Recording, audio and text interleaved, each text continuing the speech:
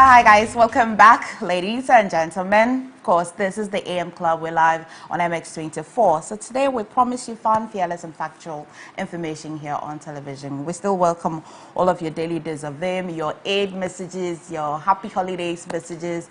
Want to wish that friend. You want to, get out at a friend who didn't send you meat. So I'm deleting all of my Muslim friends that are on my phone. Speaking of which, I remember when we were young how we used to, go and visit our Muslim friends during periods like this. I mean, even if you didn't visit, they'll show up at your door, though. Really? Yeah, they would come with, the shoe, with hello, the basket yes, and a napkin covering it. And Auntie Monica, there's something about the Muslims too, It is. I'm telling you, you have no idea. I thought it was just it's a constant recipe. Is there some spices they put in the food? And they fry the meat. The meat, It's something. It's even the way they cook their rice. There's something about it. So yesterday, a friend sent a photo of ram with drips in the hospital and said that, listen, don't expect any meat because my ram is in the hospital. It's unwell. So share with us how you spent your Eid al-Adha and tell us what you did for yourself, for your friends and family. My question for those of you who are disappointed, call us and call out your friend's name. The number is 020-4738-481, 020-4738-481 or 055-033-1511. Call any of these numbers and let's hear your daily dose of them, as well as how you celebrated your Eid Adha. We'll be very grateful. All right, so ready for all of your messages. We're starting from Hezekiah from John Mora. Says that in the end, hurting a good person would only hurt you more than you realize. More when you realize not many genuine people is this. You just took a major loss respectfully.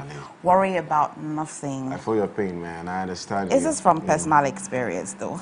Me feeling hurt, the person's pain. Not you. This time around is not you. Today I'm not coming at you at all. I like that. Something has changed about you. Yes, not at all. Okay, so from Alberta. Hi, Alberta. I hope you're well.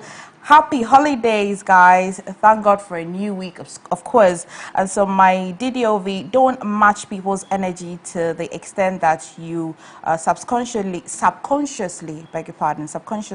change yourself. If you're kind, loving, etc., keep at it. Just place all of that goodness where it's valued. This is to say that you give people what they deserve.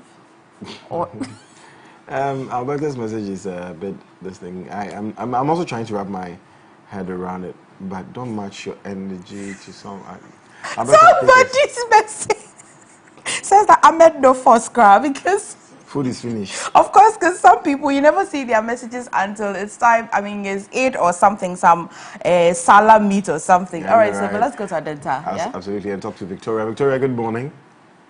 Hello, good morning. Hello, Victoria. It's good to hear from you. How are you doing? Good morning. Beautiful. Victoria, can you hear me? Yes, I can hear you. I say good morning. Wonderful, Victoria. Good morning. How did you celebrate your Eid al-Adha? It's cool. Okay, do you have a message for us this morning? Yes, I just want to pass the greetings to Ramadan. It's an MP in Adenta Flat. Beautiful. Ramadan. Okay. Thank you very much, Victoria. All the NDC and my brother Isaac Bia. Wonderful. Wonderful. We thought you had a message for us, so daily dose of him. She has a message for Honorable Ramadan. What was the message? Well delivered. Isaac Bia, NDC. Okay. All right, Victoria. Thank you very much for calling us. Thank you. Thank you. Okay. All right. Very nice way to start very. Yeah, phone in. Very, yeah. Okay, so Ahmed. So Ahmed just went straight. Didn't even want to listen to his friend. His friend texted on Salah Day and then just went straight. He said that food is finished. Don't text me. The food is finished, my friend. Okay, so you can keep your messages coming in. I saw one long goodwill message coming from a friend. Yeah. Okay, so on the day of Eid, I pray that may Allah record your name amongst those that will be forgiven. May He grant you strength to fulfill your obligations to the best of your ability and confirm your entrance to Janutal. What is that? Janutal. Firdaus. Is that heaven in Arabic? Maybe like some special place in heaven. In heaven. I'm sure. Jannat. Okay. Okay. May Allah answer all of that you ask for, from the dreams of your heart to the prayers of your lips and to every aspiration and expectations that you have, may you and your family continue to be blessed by Allah. Ameen. Eid Mubarak. Okay. But what was the highlight for you this weekend? Did you have any friends calling in? No. Okay. I've not severed ties, but I haven't spoken to any, for whether Christian or Muslim, I haven't spoken to any of my friends in a very long time. I'm just, so nobody will mind me to. Me there, I'll call out their names. Nafisa, they're two Nafisas. I expected food from them. I didn't hear from them. They didn't call me this morning. They are texting me. I've seen it, but I won't mind them because when it was time and I expected you to be there for me, you were not there. When it was Christmas and Easter, did you call Of them? course. Of course. I make food and I call them. Okay. Hello, good morning. Good morning. Hello, your name and where you're calling from, please. I'm Kweku from Medina. Kweku from Medina. Good day, Medina Adenta. Yeah, neighbors. Yes. What's good, Kweku, this morning? Everything is good. I'm really enjoying your show. I'm really enjoying you guys this morning. Thank you so much. You're looking so good. Thank you, Kweku. Thank you so much. Amelia is here. Yeah, my DDOV for today is the best preparation for tomorrow is by doing what you can today. The best what? The best preparation for tomorrow is by doing what you can today. The best preparation for tomorrow is by doing what you can today. Kweku, that's a very nice message. Thank you so much. Thank you. All right. Thank you. All right, have a beautiful day, Kweku. The best preparation tomorrow is by doing what you can today. That is so true. So tomorrow, what are you hoping to achieve tomorrow? You? Like tomorrow, literally Just tomorrow, yeah. Just tomorrow. I mean, in 24 hours from now. I want to burn another kg. Okay, and how do you intend to do that? This evening, you know already. The guy eats black rice. I need you to explain this black rice. I've never seen it before. Please tell me there's black rice. She doesn't know. It's true. I mean, this guy is on diet and he eats all sorts of things, black rice and all of that. I was hoping I won't talk about it on TV. I promise. Let me just shut up. Talking about it. It's okay. I mean, let me just shut up. But black rice, I'll investigate it.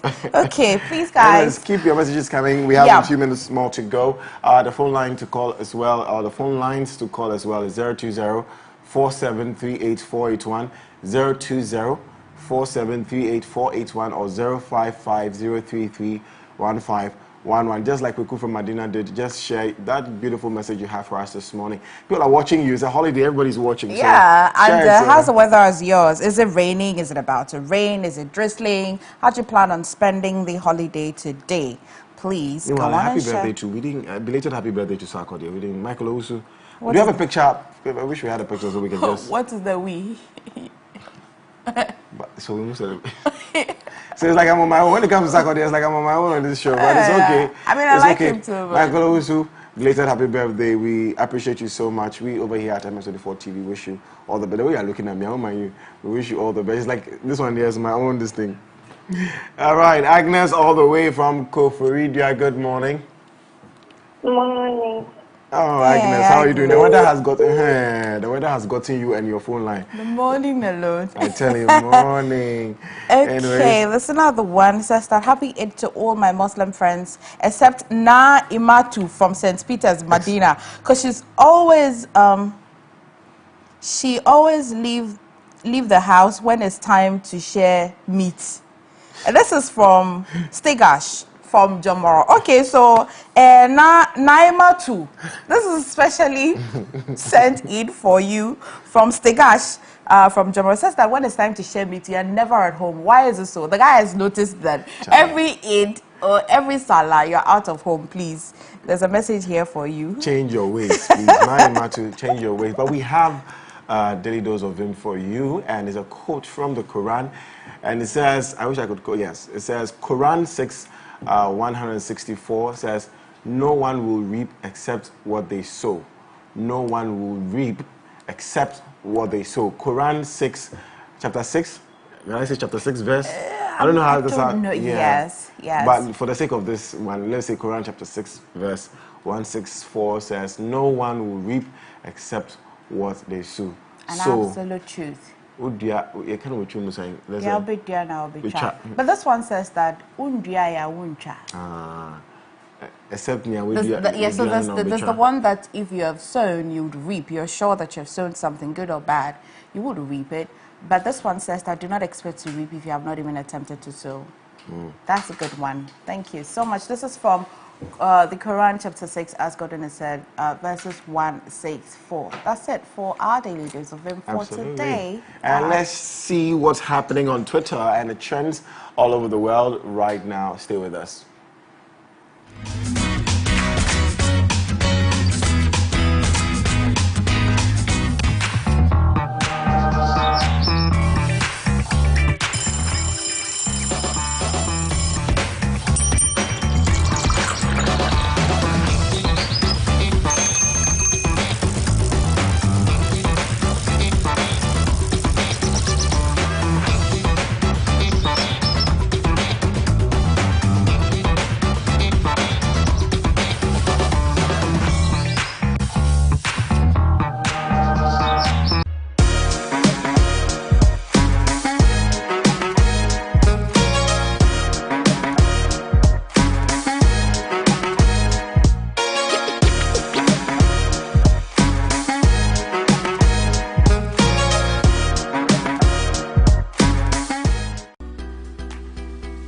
Need the best of in-depth analysis, top personality interviews, trending and breaking news all come your way. I'll be serving you with football conversations, life-hearted, lifestyle-related conversations, all on Off the Cuff. Join me, Derek Aim, this and every Monday to Friday between 4 and 5 p.m. only on MX24 TV.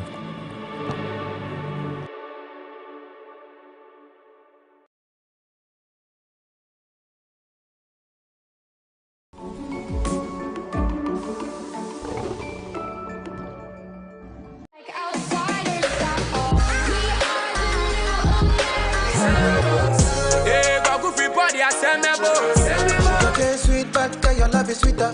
My hair, you take for my hair. I know fit to reset.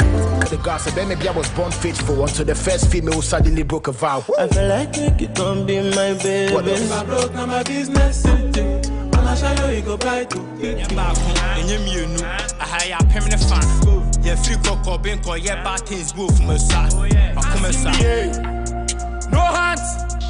Still I can't believe it. You know what I mean? I was young, what you expect from me? It is what it is.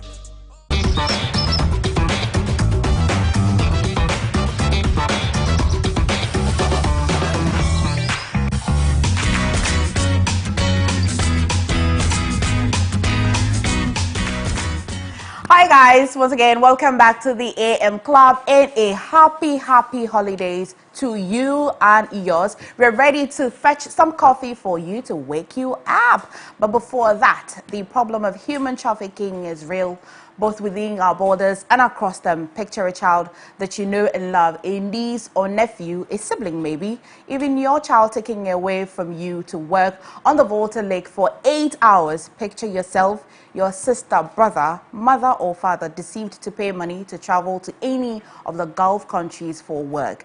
Picture that your sister gets there and all she experiences is that her passport is taken away from her and she's made to work for 15 hours a day. She's sexually and physically abused daily and she has nowhere to run to. That is the devastating and brutal reality of human trafficking within and across our borders today. As a country, we have the institutions and one of the robust laws to end this dehumanizing problem. We must urgently invest in building a minimum of 10 shelters for male and female survivors within the next 2 years. So let's be each other's keeper by reporting any suspected cases of human trafficking to the nearest police station. We can use our voice, our resources, and our influence to support and establish state institutions in protecting our children, sisters, and brothers against traffickers. Together, we can end human trafficking within and across our borders until all of us are free.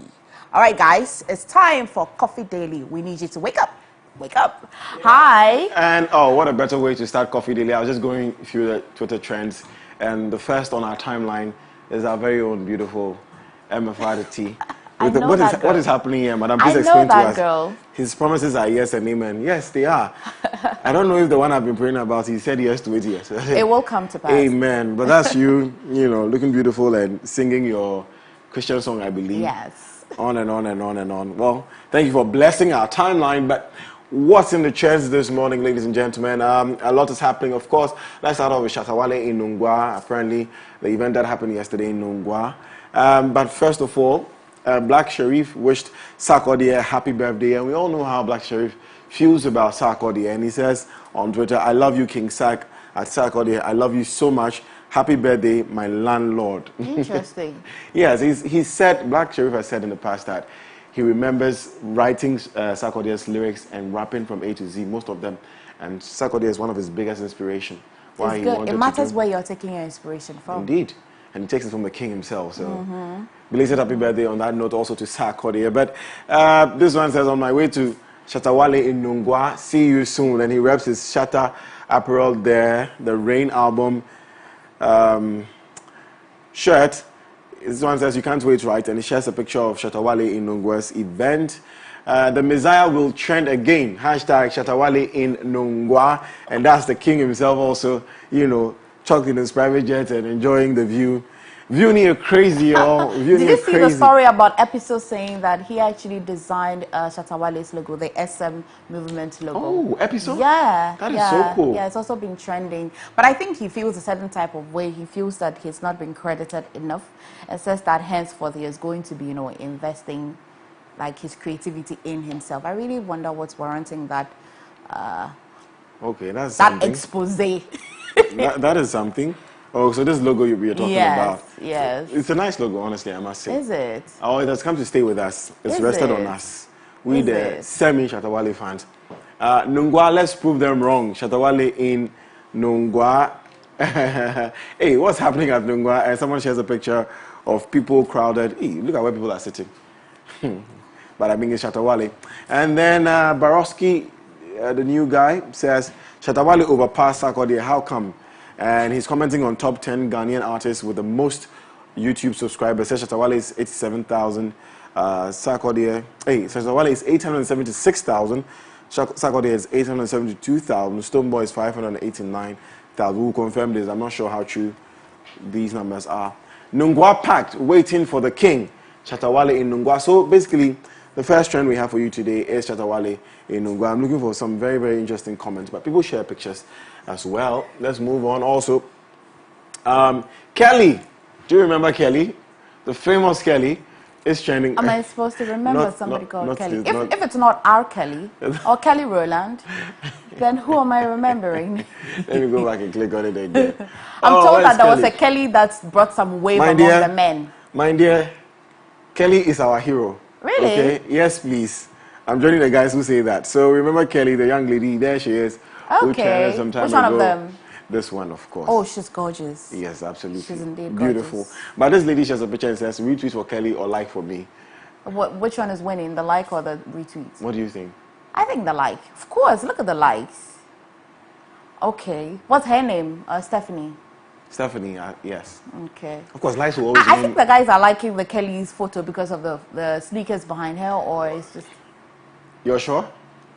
You're sure? No, because you need to explain. Should I play back some videos for you? Educate me. Let me understand. Shelley demonstrated that as a woman. Okay, Kelly demonstrated something. Hey, don't put me in trouble. Guys, what is he talking about? Says, so apparently people are paying about 100,000 to go and see Kelly. Where? I don't know where. So no, you must know where. How do you have half information? Because I'm not going. No, but how did you arrive at that information? I didn't want to know. Oh, I don't so like... I say, I don't want to be implicated, I beg you. Alaji, so, no. 100,000 to see Kelly. At this point, I think we need to take the movement down to TikTok. Those dudes are completely finished. They need redemption. And someone says, Twitter guys overhyped Kelly and the same guys are paying 100,000 to just see her. This one says, wait, so is it that she has a house, like she has a place, they're going to have her sit down and you pay the 100, or the, I want to, what's the summing of the 100,000? I'll investigate more on this particular one. If you pay 100,000... I mean, guys, you understand my frustration, don't you? Relax for us. We'll pay 100,000 to come and see you. No, thank you. More. I mean, send it over, don't come and see me.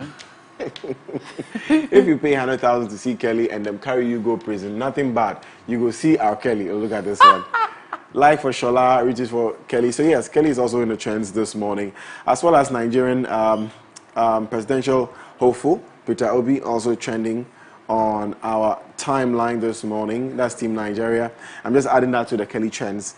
Peter Baba Ahmed. Anyways, so yeah, there you have it. And a few more trends and we're out of here. Also, Accra is trending. I found it very interesting what people are saying about Accra. This one, Pro Forest, says this week our landscape teams from Africa, Latam, SE, Asia, and Europe are in Ghana for intensive learning. Okay, so this is why Accra is trending on that particular one. I saw some very interesting one. Greetings to you all, brethren. I'm reaching you this morning from Accra, the capital of my beautiful Ghana. I'll get back to my small village later in the day. Hope you all had a great weekend. I wish everyone a fulfilling week. Love you all. And coming in from Vision Multi-Ent or Frankie on Twitter. Very soon, all allowances the government of Ghana pays to the youth will be scrapped off because of the decision to seek for IMF bailout. Free SHS to be reviewed, according to Ivan Obinglate on Twitter. Hey, you people chill your still. I don't want to hear Accra hard again. Yeah, in fact, Charlie, yesterday I drove through East Legon and yeah. It was busy. It was popping. It was a cosso. Hey, the Bedroom Association people too, we enjoyed our bed, so you have no idea. Like, it's really fun closing up in your bed. It's very true. It's very true. Accra, Nungwa, so people got served at Kokeke July in Nungwa by one guy. So Stoneboy passed through Shatawale. Okay, so there was a concert yesterday. Yes, in Nungwa. Okay, in Nungwa. Yes, please. By Shatawale. Yes, please. For the SM fans. Yes, please. Still Beam Nation. And one guard came through. I want guard you. Anyways, so that's why Accra is also trending this morning. I'll do one more. I hope this is not Accra. Okay, so someone shares a picture. Steve Morris, photographer. He says, "Good morning, Accra. This photo was taken with my drone at 10:34 a.m. This is, I think, a week ago." So why is it looking like the place is flooded? It is flooded. Okay. Yeah. Anyways, so there you have it this morning. Oh, that's a beautiful. Come, go up. Let's see. There's something looking nice downstairs. Charlie, I want to do one more. I'm not sure which one to do. I've done Accra. I'm not going to do Ghana. World Bank or Runtown. Let me see what's happening to Runtown. You know Runtown, the artist? Yes.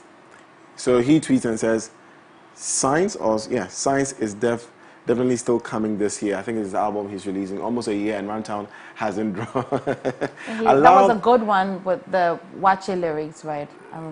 Something with Saturday, I think. Yeah, I've forgotten that one. But that's a banger. Anyway, so that's what we have for you. Someone says, Runtown, we miss you bad. We miss your music. Where are you? Where you been, though? Retweet y'all. He might see this. So they've kind of missed Runtown in the music scene. But those are the trends we have for you. Let's tell you what's happening in our local stories. All right, guys. So President Akufo-Addo has appealed to teachers on strike to resume work pending the outcome of the negotiations with the government. In the President's Eid al-Adha message, he called for the resumption of teaching and learning in schools as the government works to resolve the economic challenges facing the country. Now, in other news, the President also stated that he has slashed his salary by 30% due to the current economic difficulties. Appointees of the President were not exempted from the salary reduction. Now, the President also announced a 50% cut in fuel for government machinery. Is this good news to you? Does it make you feel any better? No. Why not? It starts from somewhere, baby steps. Can baby I move steps. on? Yeah, I'm moving on. I don't want any trouble. Now, still on the President, Nana Addo Akufo-Addo has admonished Ghanaians to live in harmony as Muslims commemorate Eid al-Adha. He said Ghana can only achieve its aim of becoming great and strong through unity. He also assured Ghana's Muslim community that he will fulfill his developmental promises to them despite the current economic challenges in the country. The President spoke at Saturday's national prayers to mark the celebration of this year's Eid al-Adha at the Independence Square. So this fulfillment of the promises when in the next 2 years? Yeah. Because that's the only time he has left. So in the next 2 years. For him as president, but he's got a government, maybe if he doesn't finish, they would continue. That's if they successfully break the 8. That's if they successfully break the 8. Do you think they will break the 8? No, please. I don't think so. I think so too. All right. Would you accept Canada Japan as flag bearer, or eventually as president? Why do you want to put me in trouble? No, sometimes I think aloud, and I don't know why it comes out of my mouth. I love that man. I love Kennedy Japan. Yeah? I love Kennedy Japan. Do you think he would make a good president? president? I don't know if he will make a good I don't know if he will make a good president. I'm not sure about that. I'm not sure about that. He is a good businessman, by the way. I mean, we can see it. But I don't know about president, because leadership is different. Leading people is different, you know. All right, shall we go on to the international front, as protesters in Sri Lanka have said they will continue to occupy the Sri Lankan presidential and prime ministerial residence until both leaders resign. I mean, on Saturday, thousands of people descended on Colombo, the capital of Sri Lanka, demanding the president's resignation after months of protest. The president has been blamed for the country's economic mismanagement, which has caused such a shortage of food, fuel, and medicine for months. According to the announcement made by the Speaker of Parliament, President Gotabaya Rajapaksa has agreed to step down on July 13th on Wednesday. That's just about 2 days, you know.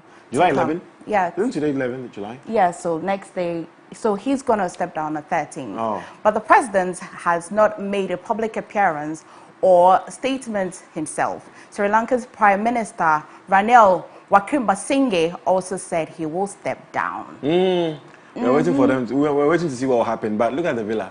Look at the presidential villa. I mean, photos coming in yesterday evening and this morning said that they started cleaning the premises and getting the place in order, because I mean they have said they will step down. If the president is stepping down on the 13th, who's cleaning it? Sorry, the protesters. Are they cleaning the place? Because they said they are not leaving until the president steps down. I'm asking, so what are they going to do? They're going to stay there without taking a shower? I mean, they were taking showers in the president's... Oh, there were so I many mean, people. they were in his bed, some of them in his shower. Who were playing cards. They were feeling so cool. You know, I like to know the person that took the decision and the person that led that. You know what? Let's really... This is something. This is a big message to world leaders. Again, let's say, it's a message to world leaders. I don't know that we have other ones, but I mean, we're talking about the Nigerian one. Last week, Buhari's convoy being attacked. You were talking about Boris Johnson stepping down. There's another one. Which country was it? There's also the Japan issue. Yeah, we didn't talk about it. We can't go without talking about, you know, Shinzo Abe's assassinated and assassination. You know, how that happened in a country like Japan, who seldom sees, you know, gun violence. Apparently in 2014, they recorded just 6 gun violence in Japan. And in the US, they recorded over 33,000. So Japan is not known to be a country, because in Japan, you can't just acquire a firearm. First of all, you go through mental health tests. They analyze you psychologically. They don't give you handguns, so you're going to get either a shotgun or a pump rifle. So the process is long. So before you get a gun, it's difficult. They make the process not motivating enough for you to want to own a gun. And that is why the guy who caused the assassination used a handmade, homemade gun. But why though? He said, according to reports, he said that he's not happy with Shinzo Abe because Shinzo Abe was part of a religious group that, you know, led to his mother being financially, you know, I don't know. The reasoning is some way. So, but it's sad, you know, for a country like Japan. I think it will affect them badly. They haven't seen anything like that in years. So. So tech news, and to one of my favorite people, world's richest man, Elon Musk, is terminating his agreement to buy Twitter over alleged multiple breaches of the agreement. Musk showed interest in purchasing Twitter in April this year. Twitter was officially informed by the Securities and Exchange Commission that the $44 billion deal, which could have taken the company private, was being terminated. Elon Musk said he had backed out because Twitter failed to provide enough information on the number of spam and fake accounts on the platform. In response to that, Twitter chairman Brett Saylor wrote on his Twitter page that the board is committed to closing the transaction on the price and terms agreed upon with Elon Musk, and there are plans to pursue legal actions to enforce the merger agreement. Now, people had speculated and said earlier when he expressed interest in buying Twitter that this guy probably is just messing, because he's been ranting on Twitter for a long time about how Twitter does not allow free speech and Twitter is not a good place and Twitter has a lot of fake and, you know, misinformation on there. and then suddenly he says he wants to buy it. So people are like, the same thing you're complaining about, you want to own. And but then, I mean, they're saying that they would enforce the measure. I thought he was actually buying it off and, yes, but he taking said that over he it won't now. buy it again. Okay, but they're going to enforce Yeah, the they are saying that you measure. can't come and do that. You can't come and say you buy it. We start the discussions because according to the contract they signed in the first place, if he doesn't get to buy it at all, he's going to pay them $1 billion. Okay. That's the fact. I think and I'm Elon thinking Musk can pay Elon that. Musk would want to pay $1 billion and move on than buy it for $44, billion. Anyway.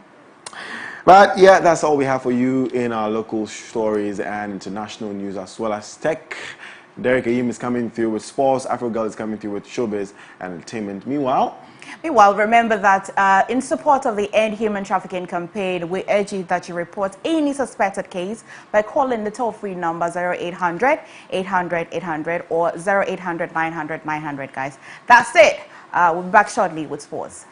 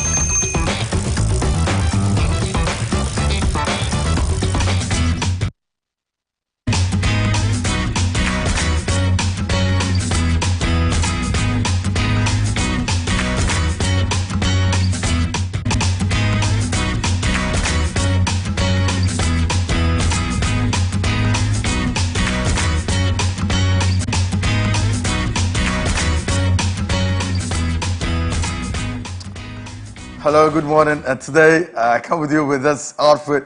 Today let me see, my camera guy has given me a name. He says that I should bear Sheikh Usman Ayim Derek. So for today, that's going to be my name now. no wonder you look like you're on some Arabian desert.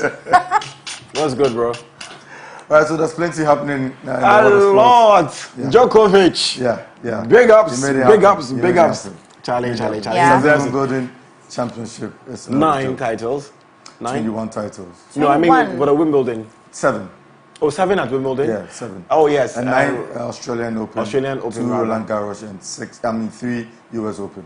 Nice. Yeah, so Nice. 21 in all. I mean, he deserves it. Yeah, he Come does. on. He does. Even the contender, was it Kyrgios?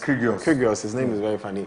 Yeah, was surprised to know that he was playing. He actually won the very final. first set, but Djokovic had to battle it out and come back to win the last 3 sets. Do you know my highlight? No. The superstars in the crowd. Did you see that? Oh, you watched that? It was amazing. I saw it on social media. I mean, everybody. I mean, Andrew everybody. Garfield was there. Loki, what's his name? Tom Hiddleston was there. Okay. They all plays Loki. It's on Twitter. I didn't see it. Yeah, it's on Yeah, Twitter. it was. What's his name? Everybody Jason was Statham was there. Tom Cruise was there. Yeah, Tom Cruise. Look, it was beautiful. Oh, that's It was cool. really Yeah. beautiful. It was awesome. I'm looking out for Raheem Sterling's, news. Sterling? We'll come to that. Now to our very first one. Again, our defender Andy Adam is buzzing and ready to serve after he was named Britain captain ahead of the new season. The 30-year-old, one of the longest-serving players at the club, Yadom has represented the Royals for the last 4 years after leaving Barnsley, a team whom he has also captained in the past in 2018. It's a privilege. Like I'm buzzing to be captain. We've got a good set of boys. So ultimately, I just want to be at service to everyone. At service to the players. Adonis, the story of stepsisters whose rivalry turns to hatred when one sister is framed for murder. From the action-packed opening episode featuring a prison break, followed by a dramatic fight at a wedding, the story twists and turns through 5 years as the wrong sister battles to win back the life and love stolen from her. Be ready for the suspense, the excitement, and the emotional roller coaster. An addictive tale of hatred, rivals, manipulation, and deceit, set in the glamorous world of the cosmetics industry. Ice Adonis premieres on MX24 this July. For sponsorship and inquiries, call 0243 024 552. Ice Adonis, the story of stepsisters whose rivalry... Your era, MX24. We love music. MX24 is home to your favorite artists. Hear the best new music first. Catch exclusive interviews and jam to the hits that define your era. MX24. It is, and it's good to see these Ghanaian players, you know. Yeah. Nice. The long-awaited transfer, it's now done and dusted. Chelsea fans are very happy because they know that Raheem Sterling is going to switch from a light blue to a deep blue in the English Premier League. And today, Chelsea have agreed a fee with Manchester City for England winger Raheem Sterling. And the deal is worth up to £50 million, including add-ons, and Sterling is set to arrive at Stamford Bridge on a 5-year contract with an option for a further year. The 27-year-old has 1 year left. Love music. MX24 is home to your favorite artists. Hear the best new music first. Catch exclusive interviews and jam to the hits that define your era. MX24. We love music. MX24 is home to your favorite artists. Hear the best new music first. Player. Excellent one. On his own, is a good player. I don't know how he's going to fit into your team. Are you serious? I don't know how, but like as a player on his own, I really like him. Let's see what. I mean, that's why we've brought him. I like the fact that he's on till 2027, right? Yeah, 5 years. 5 years. The fact that he can renew. Another one. Hopefully, you don't kill his career. Hopefully, just saying. I mean, but he's a world-class player. He is. He shines very well at City. I don't know about Chelsea again. Like I'm saying, sometimes you have a very good player. But people will underrate Sterling. It's almost like Messi at Barcelona and Messi at PSG. I mean, he's doing his best, but he's not on. His best. But since so many players are out of the Chelsea team, probably if Raheem Sterling is going to come, he's going to be a key figure for the team. Lukaku is left. He's left. Do you understand? So now we move away from footballers to tennis, where Elena Rybakina became the first player from Kazakhstan to win a Grand Slam title by beating Tunisia's Ons Jabeur in a gripping Wimbledon final. Rybakina fought back to win a 3-6, 6-2, 6-2 and become the youngest Wimbledon singles champion since 2011.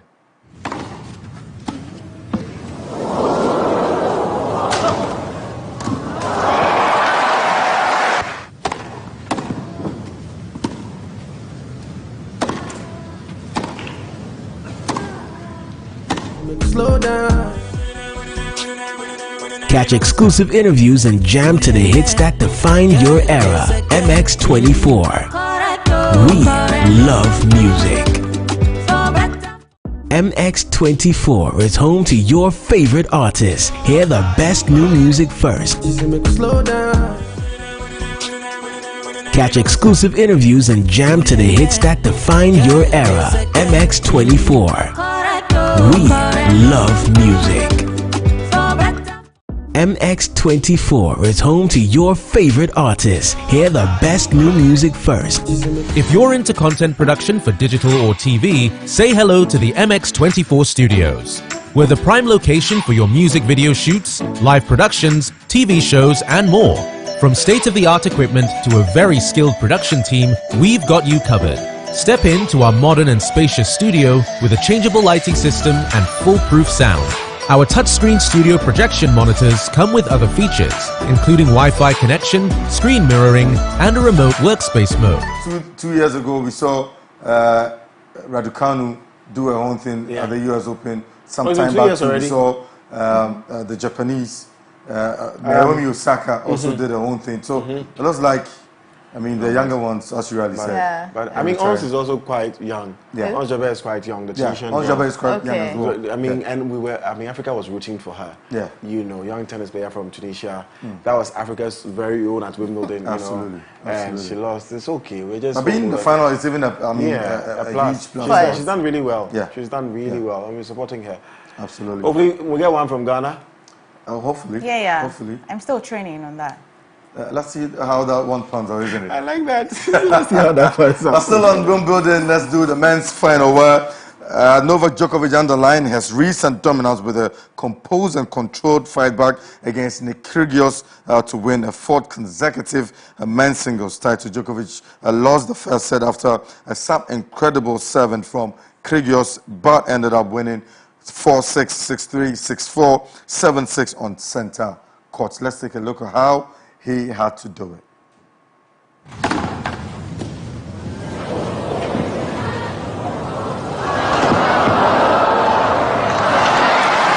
Advantage of our high-quality cameras to shoot in 4K and a variety of the best lighting equipment guaranteed to put life into your sets. Locate us on the first floor of the Silicon House building off the Boundary Road, East Legon. Give us a call on 024-235-5956 or 054-454-8612. You can also email us at info@mx24gh.com.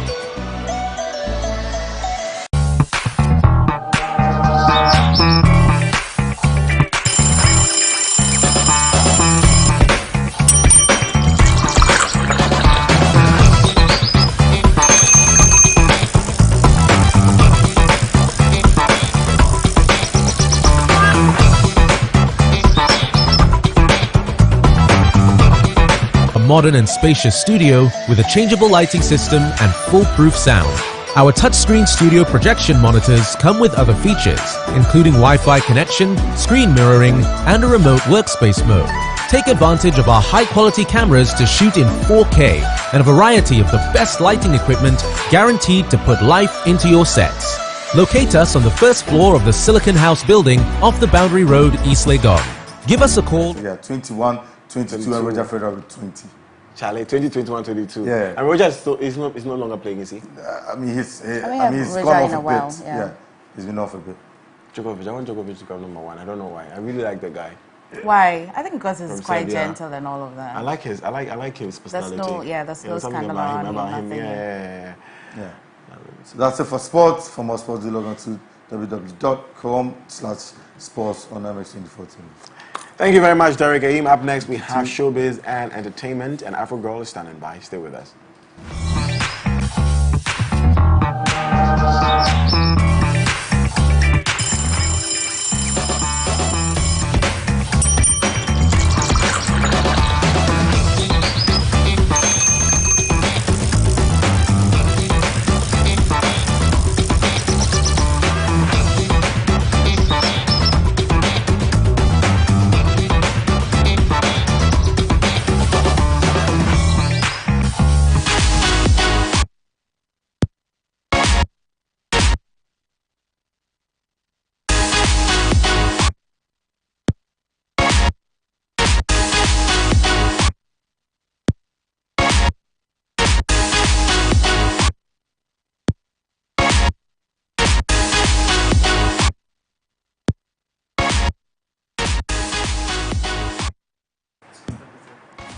Hi, I am the Afro Girl and welcome to MX Breaks, where I give you all the updates in the world of entertainment and lifestyle in Ghana and across the world. And I know Godwin has a lot to say about my look today, so let's hear it. Wallahi, yari beji magana. Beji magana ka. I no go lie you. Hi. Hey, we are serious now. We catch you out. Hey, baby, I say I'm out. Charlie. You are really an actor. Okay, so now me, I want a Muslim name. Do I say I should use Mariam? Do I look like a Mariam?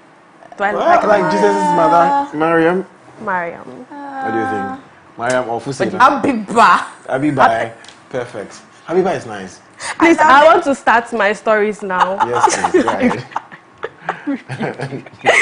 All right, moving on to our very first story. The former Speaker of Ghana's Parliament, Professor Aaron Michael Quay, has described the proliferation of foreign television programs in the country as very worrying. According to him, many TV stations are airing these telenovelas to the detriment of Ghanaian content. He revealed that the telenovelas in the local language make him sick and condemned the practice. According to him, it can never happen in Malaysia, it can never happen in India, and it can never happen in any of the Asian countries. He called on the Ghanaian film industry to come up with stories that promote the country's culture in order to aid development. And I know Godwin has a lot to say. I do have a lot to say. Don't mind him. I do have a lot to say, but I'll keep it short. Now, I was telling you this over the weekend when we were talking that people who complain, they don't look good. No matter what you do, you don't look good complaining because you were former Speaker of Parliament. Yeah. What did he do? This thing has been there since. He was leading Parliament. These are policy makers. Yeah. You understand? You didn't make any policy. Maybe at that time he wasn't sick. Now Exactly. Sick. Maybe he probably would have antibiotics. Maybe when he was in Parliament, he wasn't watching. Yeah, he wasn't watching. So now that he has like a lot more so now he's time. watching, Yeah. so he wants, okay. Exactly. Please, there's a show called The Day. You can start watching it. It's a good place to start. And we So have many Ice shows. Adonis too, so please. But that's what he's complaining about. We will watch it. Is it Ghanaian? The man said he wants to watch Ghanaian. No, but he should try Ice Adonis. Yeah, he'll be happy with it. Even what makes him sick is those because they translate it. Yes. So it's like the thing is in someone's language, and then you have got to take it. Then you are speaking Chi. Yeah, but what about my grandmother who cannot speak English? Cannot speak English. He said watch Ghanaian content. He should try Ice Adonis. He would like it. You like it. You like it. Moving on to our second story, Stephanie Benson's husband has updated her fans and followers on her health after a routine surgery she had scheduled went wrong. According to him, Stephanie has been able to eat bananas, her very first solid food, 9 days after surgery. This comes a week after Mr. Benson had announced on behalf of his wife that she had been hospitalized. In the post, he noted that she had gone in for a routine operation, and unfortunately, it did not go as planned. And we send our thoughts and prayers to Stephanie as she gets better. I love Stephanie. I don't want anything. Why are you quiet about this? Why do you always think I have an agenda? I don't know. I feel like you always have something I like to say. Stephanie Benson. Yeah, I do too. I mean, but the way you were waiting just for you to wish her well. Yeah, like but you were just just. did for all of us. He said. I mean, I'm talking for myself. I don't know about you. I thought it was for MS24. No. You are not part. On behalf of the AM Club, please wish you all the best. Get speedy well. recovery. Absolutely. She. Now, Simi is in my news again. She is back in the news as she has achieved another landmark feat. She is currently the very first female artist to reach 100 million total streams on Boomplay. Boomplay made the announcement across their social media platforms to celebrate the monumental achievement. She achieved this feat after the release of her fifth solo project, To Be Honest, which further consolidated her position as one of Nigeria's finest voices. Congratulations to her. And also Naira Marley, as he also reached their 100 million streams. I feel like Nigerians are always making like big moves, especially in the music industry. Everywhere. It doesn't even have to be on stage. Is that intentional? Remember when Black Sheriff started gaining very good recognition? Yeah. They tried to want to change. If you go to check him out on Wikipedia, they'll say that he's Nigerian. I don't know whether there's some people behind some. People are not Takashi. No, hard. Exactly. No, I feel like when people push more, especially in Ghana, they go towards like Nigeria. They go there to promote everything, and then at the end of the day, Nigerians start to claim them. Amare was claimed by Nigeria. Nigerians. You know the funny Jackie thing. was claimed. You know the funny thing. Yeah. Some few years ago, about 15, 20 years ago. Hey, wow, how old am I? But some few years ago, before a Nigerian becomes very big in Africa and all that, they always come to Ghana. Comedy, movies. Yeah. So they come here, especially and when you're accepted here, it's almost like Nigerians begin to, oh, Charlie, he's gone international. Once you cross over to Ghana and we love you, that's it. Now it's changed. Now artists would rather want to be associated as Nigerians or associated. Even Last Mid. The Tattoo Boy. Yeah, the one who sang the Friday song. No, Friday night. Oh, yeah. Yes, is that his name? Last Mid. Yeah. I mean, he also went to Nigeria to promote the song and everything. I think even Naira Marley, when he came to Ghana, he was talking about him that he was to sign him or There you something go. like that. Oh, yeah. Usually, I don't know, for some reason, Nigeria is just blowing up. Let's not forget. I mean, they used to come. Wizkid, Davido. They used to. Come here, I mean, they have houses here. They've claimed Ghana. It's just that, I mean, I don't know. Look, it's the biggest market in Africa, so I can understand. They will dominate. Yeah. You can't fight it. That's basically it. Well, to our last story, which is quite sad, Oprah Winfrey announced the death of her father, Vernon Winfrey, on Friday. According to immediate family, he was battling cancer until he passed away at the age of 89 years. A tribute written on Oprah Daily, Oprah's lifestyle outlet, said Oprah was able to spend time with her father in Nashville during his final weeks. They had a celebration called the Vernon Winfrey Appreciation Celebration to celebrate the barber and businessman, while he was still well enough to fully take in the praise and gratitude of the people whose lives he touched. May his soul rest in peace. There was always something beautiful about a daughter-father connection for me. I know. And like, I mean, so there were snippets of videos that she posted, and you could tell he had become very frail, but the people that his immediate family were around him, and then, I mean, they were praying, they were singing, they were talking, and it seemed very heartfelt. It was... How old was he again? Do you He's know? 89. 89? Yeah.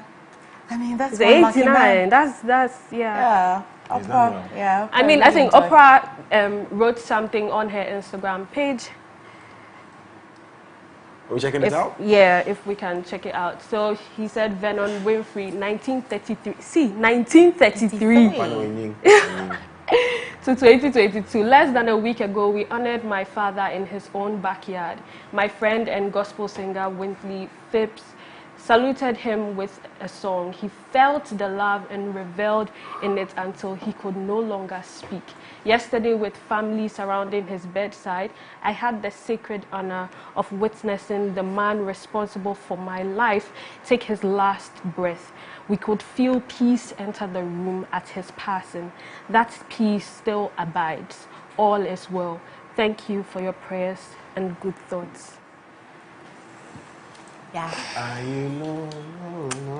Yeah. May his soul rest in peace. I think this is one of the most beautiful ways to pass away. Like, you're old, you have your family and friends around you. You can just, you can just let go. Yeah, and you know that they'll be fine without you.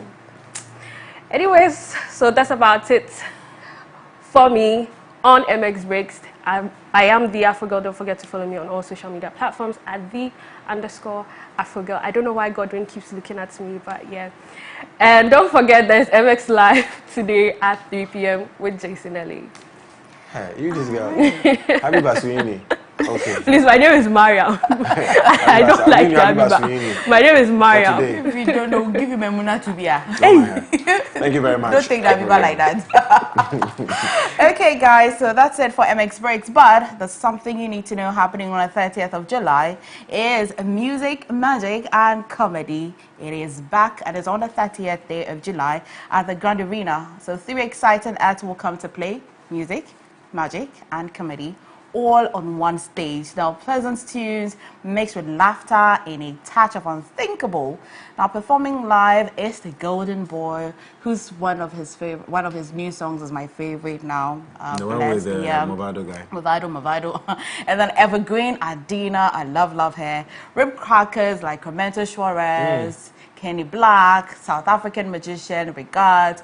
Now, tickets are going for a cool 100 Ghana cedis for single and 150 for double. Now, purchase your tickets via mobile money with the short code *713*33*10#. Now, MMC Live is powered by Global Media Alliance and proudly sponsored by HD Plus, Sense of Africa, by Ganjor Cosmetics, South African Airways, and Eddie's Pizza. So it's on the 30th day of July.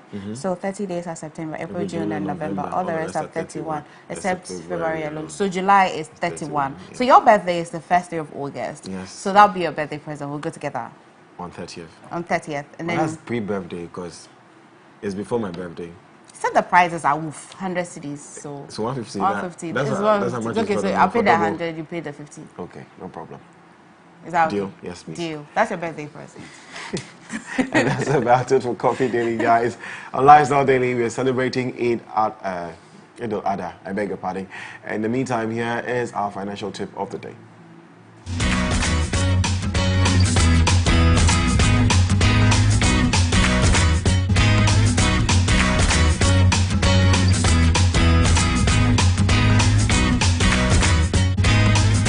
Diversify your investments.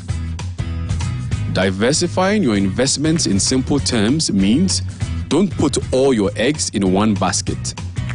Rather, invest in different assets, sectors, and geographical locations. This reduces your risk of running at a loss. 1. Investing in different asset types. Invest in different asset types such as stocks, corporate bonds, government bonds, and real estate. Some of these assets, such as government bonds, are considered low risk and offer low returns. Stocks, however, are generally higher risk and can produce larger returns. 2. Invest in different sectors. Don't only invest in different asset types, but also in different sectors. For example, investing only in the oil sector means when oil prices fall, you will be badly affected. 3. Invest in different geographical locations. Investing in different asset types and in different sectors just isn't enough. Imagine investing in Ghana only. What happens when the Ghanaian economy experiences a downturn? It is prudent to invest or own mixed assets across the world.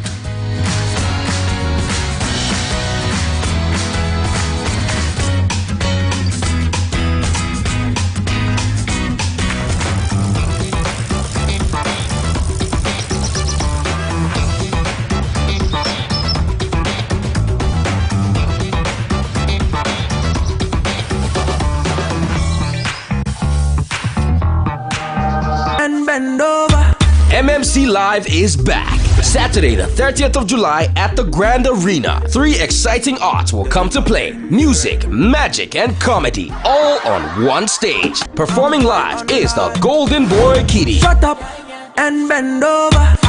Evergreen Adina. Rip Crackers, Clemento Suarez, and Kenny Black. I'm so happy to be here. Look at your neighbor and say, neighbor. If your neighbor is light in complexion, look at your neighbor and say, neighbor, you are the light of the world. And South African magician, Regat. Tickets up for 100 Ghana cedis for single and 150 Ghana cedis for double. Available at Airport Shell, Bachana Total, and Silverbed Cinemas. Buy tickets via mobile money with the short code *713*33*10#. MMC Live is powered by Global Media Alliance and sponsored by HD Plus, South African Airwaves, Scent of Africa by Gandor Cosmetics, Rwand Air, and Eddie's Pizza. Supported by Wupro, Silverbed Cinemas, Fapapa Car Rentals, and Perception Management International. Media partners.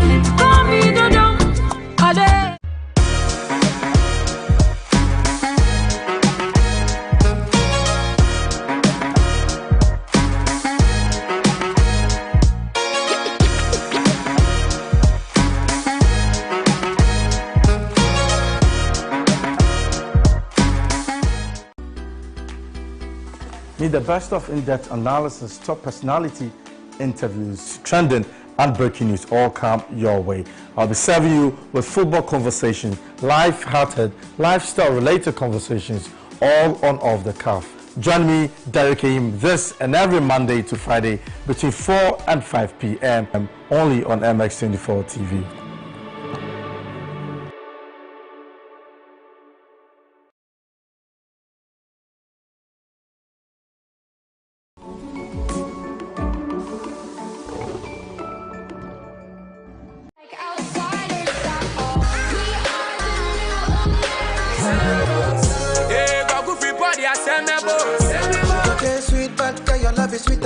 My hair, you day for my hair.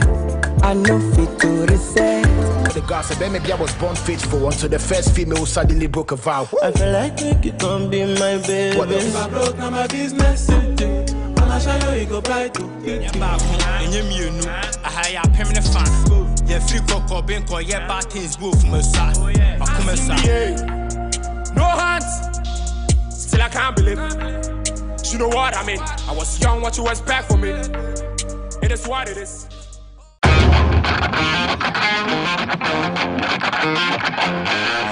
Dreaming of a property for your home or workspace is one thing, but finding the property at the best locations with the most favorable condition and closing that deal is another. And that's why we are here. From Accra, Ghana, to Lagos, Nigeria, to Cape Town, South Africa, we are bringing you prime properties, affordable home solutions, and intriguing interviews with CEOs of various real estate companies and everything in between and on.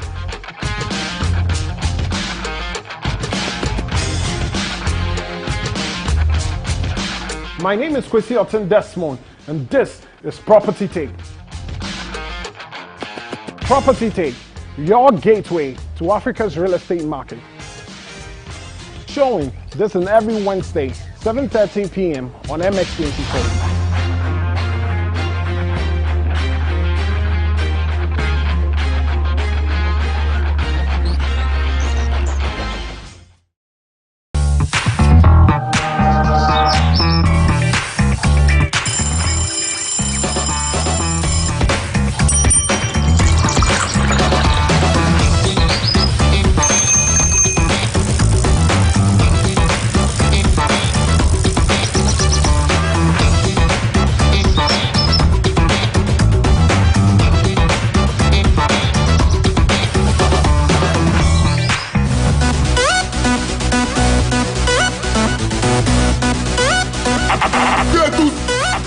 Yo jadi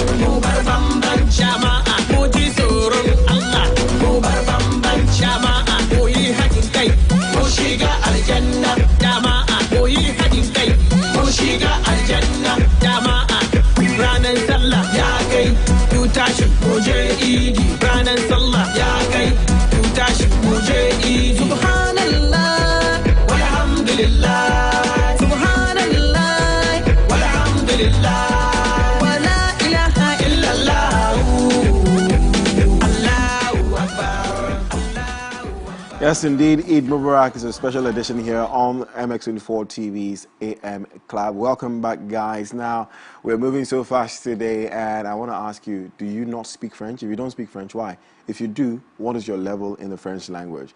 Let me remind you that your ability to communicate in the French language gives you an upper hand in your career development, your travel experience, and your education. So we're asking you to come to Alliance Française today. At Alliance, we help you develop an all-round language skill set that is reading, writing, and speaking in a multicultural and multinational environment. We also have experienced and professional teachers. We have flexible time schedules. We have in-person, online, and hybrid classes. We also have French for teenagers and children above the age of 3 years. So you want to register now, don't you? This is the number to call, 050-128-7814. 050-128-7814 is the number to call. You can also WhatsApp Alliance Française on 050-128-7818, or alternatively, you can visit www.afaccra.org. Alliance Française says, French up your life. Now, it's now time for Lifestyle Daily, and like we said, we are celebrating Eid al-Adha together with our Muslim brothers. Now, Eid al-Adha is the second major Islamic festival celebrated by Muslims across the world. It is marked as a commemoration of Prophet Ibrahim's absolute dedication to Allah and his willingness to sacrifice his son Ismail as an act of obedience to Allah. That is the Abraham and Isaac story in the Bible. In today's conversation, we are going to learn more about this festival and how much it impacts our Muslim community. Before we do that, we always want to remind you to send in your questions, your thoughts, your contributions to the show via our WhatsApp number 055-033-1511, or if you're doing so via Twitter, it's at MX24GH with the hashtag the AM Club. Absolutely. We're ready to start that conversation. Yes. I have missed out on it a lot. I just confused the Eid al-Fitr and then the Eid al-Adha. All the time. I don't know which one is. To be honest, I just respond to Barakadi Kade when they say all. Barakadi Salah. It's the same thing. Yeah, you see, Eid Mubarak. Eid Mubarak. I see. Yeah, they are all Eids. They are festivals that is we celebrate. So it's Eid al-Fitr is the same. Eid Mubarak, Eid al-Adha, Eid Mubarak. But the difference is the one is Eid al-Fitr and the one is Eid al-Adha. Eid al-Fitr is a conclusion of the month of Ramadan. After that, then this is for the sacrifice of Abraham. What an interesting way to introduce I himself. know, right? Yeah, Sheikh Ayub Obosuhini Asari is no new face to the AM Club, so you know he's just going to go into it. So Sheikh, thank you so much for joining us this morning. He's the president of Herald of Islamic Message and national president of Society of Muslim Preachers. Good. Also joining us via Zoom is Professor Nail Mohammed Kamil. He's an imam at the Kwame Nkrumah University of Science and Technology Islamic Center, Kumasi. He's also the department head of Human Resource and Organizational Development, KNUST School of Business. Imam, is that how I address him? Imam? Maybe Prof. Yeah, Sheikh, you can call him. He has Prof. You Prof. like a Prof. You'd prefer the Prof. He's a great man. So I'll just say Prof. I'll just say Prof for now. Then Sheikh and then Prof. Right. Good morning and thank you so much for joining us. Good morning. Eid Mubarak. Good morning. Good morning. Eid Mubarak. May God bless you. That's a blessed Eid. That's the meaning. Mubarak. Eid Mubarak. Blessed Eid. Sample. Eid Saeed. That is a very peaceful one. That is all we continue. Islam is about peace, blessings, and what have you. Assalamu alaikum wa alaikum salam. Peace be unto you. Wa alaikum wa rahmatullah ta'ala wa barakatuh. He said, then after the peace of God be unto you, his mercies, and then his blessings. So blessing. Sheikh, I feel blessed this morning. Guys, I think you should get a pen and a paper. Yeah. I feel blessed this morning, Sheikh. What happened at home on Saturday for you? Well, you know, normally Eid al-Adha is a celebration. We thank God for everything. So we have to, after going to worship the Almighty God, praising His name, you come back and you slaughter the what God has given you. And we do that days we are blessed with you call a cow, you call it, and you slaughter it in the name of the Almighty God. I can hear Prof's kids also in the background enjoying themselves. That's right. So we share it to the people, beloved ones, both Christian, Muslims, and all that where your hand can reach. Yeah, like me, I believe I gave out to more than 50 people. Oh, wow. By the grace of God. Yeah, we have to do that. That's great. And still people will come. When they come, we do that. Is there food at home today? Oh, yes, yes. Right. And I want to understand, I'm digressing, but is there a reason why usually Muslims share food during this period? Because I've seen it since I was a child. It's always happening. Yeah, that's a command. That's command from the command. Almighty God. And we share. Islam always tell you have to share because the Almighty God made it clear in the Holy Quran that on the day of judgment, people would panic because they were wicked. Wicked here means they did not think about the poor, the needy, and those that they were not friendly. God wants you to be friendly. He has been so grateful to us, and He created you and I to take command of everything. So whatever He gives you, He said that you should share among people so that we'll be blessed. So in Islamic teaching, we take that you can call it tithe in Christianity or the Judaism. But in Islamic tithe, that we call zakat, you don't take it and you don't. It's not purposely for the church or the religion. No, you share it to poor people. You can give it to the poor. You can give it to those who are near and close. You give it. God wants you to let people feel good. And when they raise their hands and say that we thank you, God, then He blesses you. Eid al-Adha is for nothing but for that purpose. That, you know, that there are a lot of people who may, because when you're not poor, you don't see those things. You get me clear? But when there are people in the society who suffer, there's someone that some people be saying you don't eat meat. Fine, but God created them for us to eat. We have dominion over them. According to chapter 2, verse that's 22, verse 36. He made it clear to us that you see what there could be somebody who the whole year he might have not even tasted a meat. You get me clear? So when you slaughter, God says, share it to them. Give them. And they will thank God. You see, first they will say, oh, thank you, my dear. God bless you.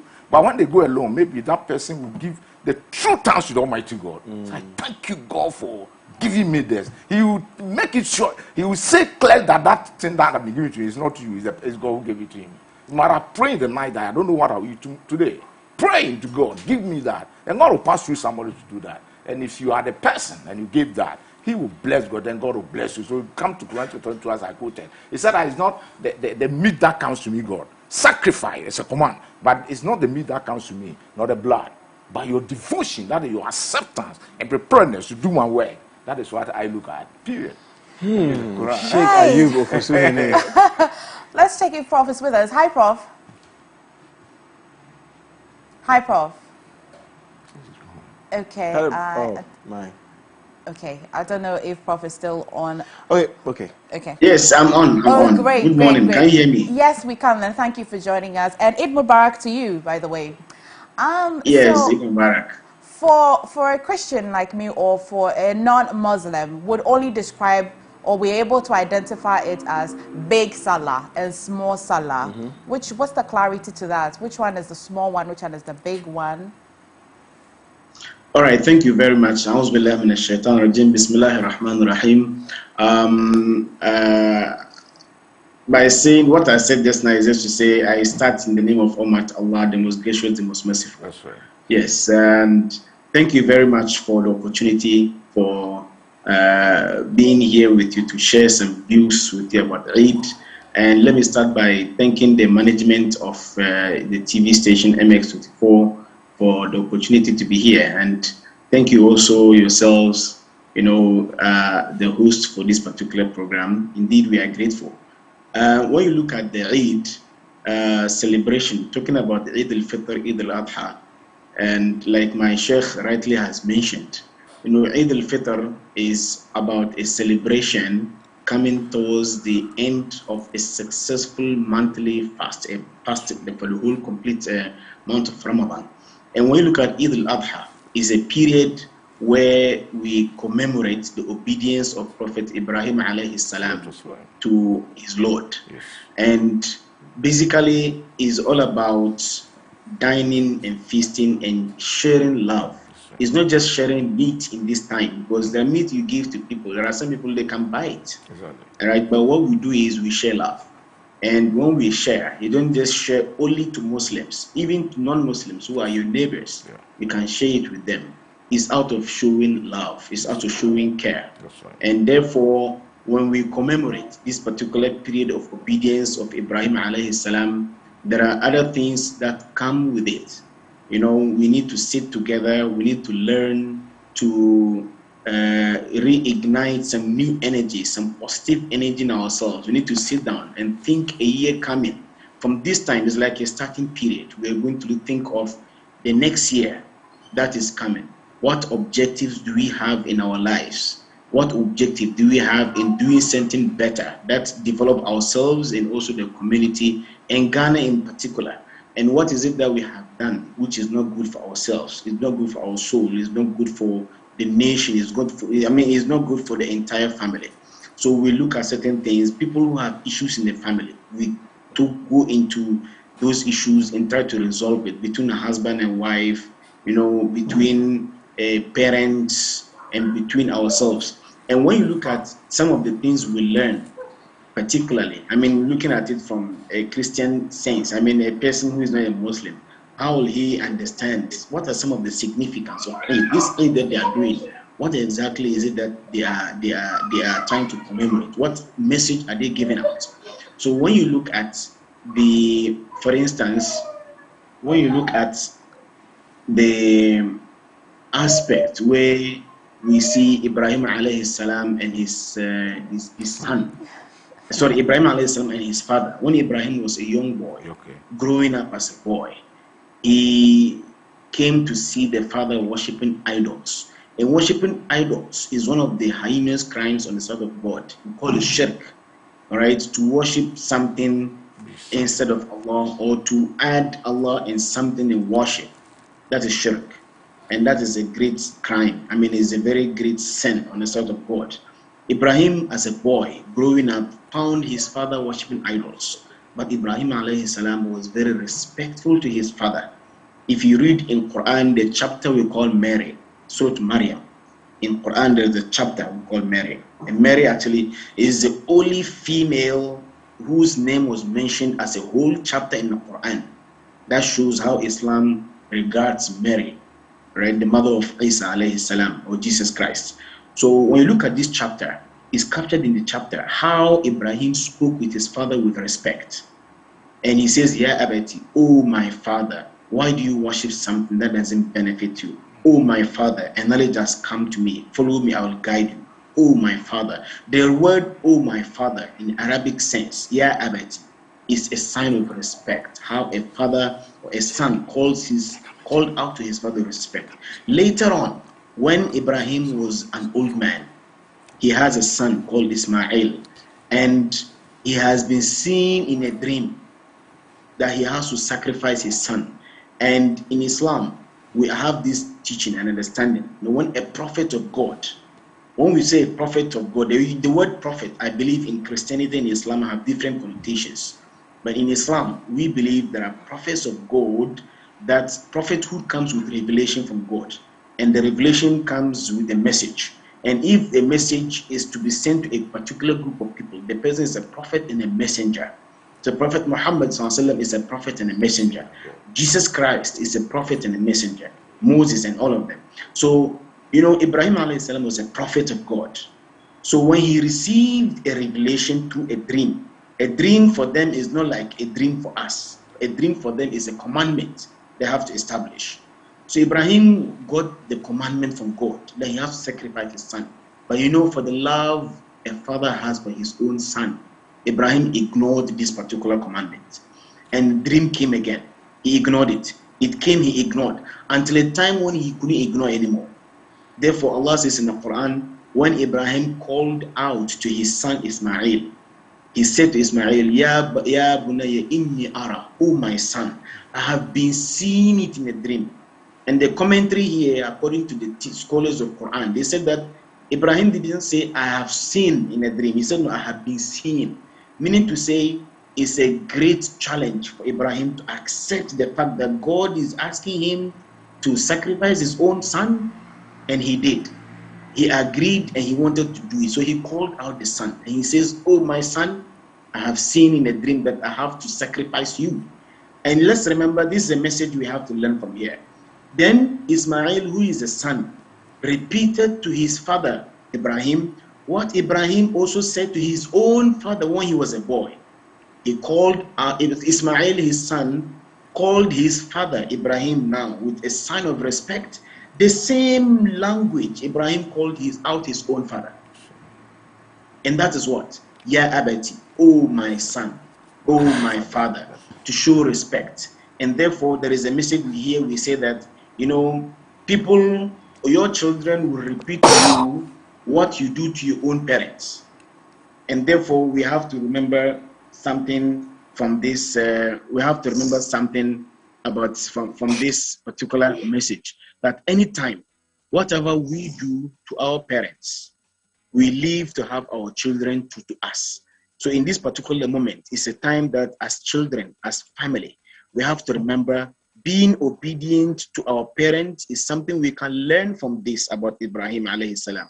When he did to his own father when he was young, he grew up, his own son showed him that same respect he showed to his father. And therefore, it's a time that we have to come together. There are times now you see some children growing up. A son doesn't want to talk to his own father.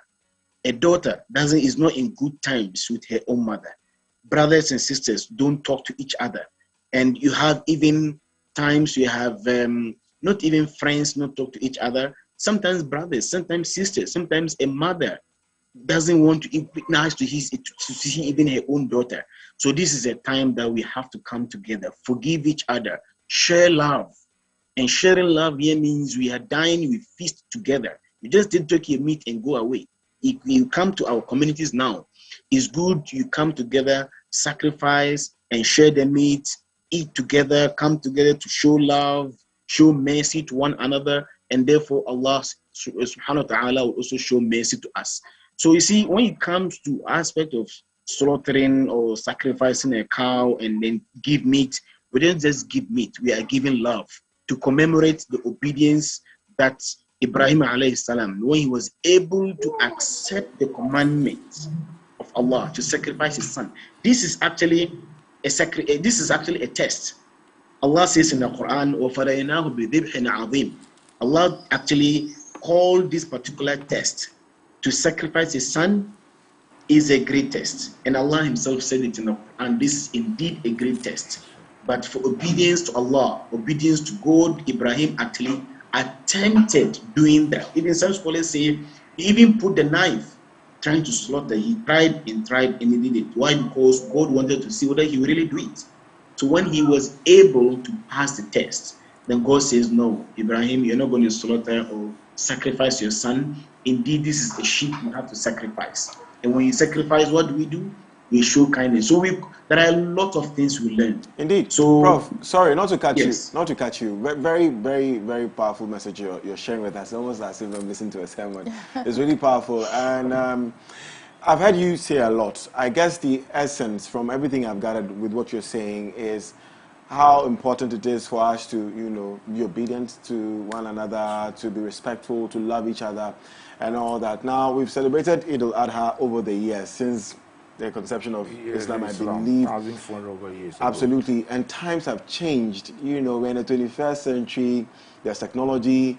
So many things are going to be very inimical to the development of our beliefs. So I want to ask how relevant Eid al-Adha celebration and its essence is in our time today.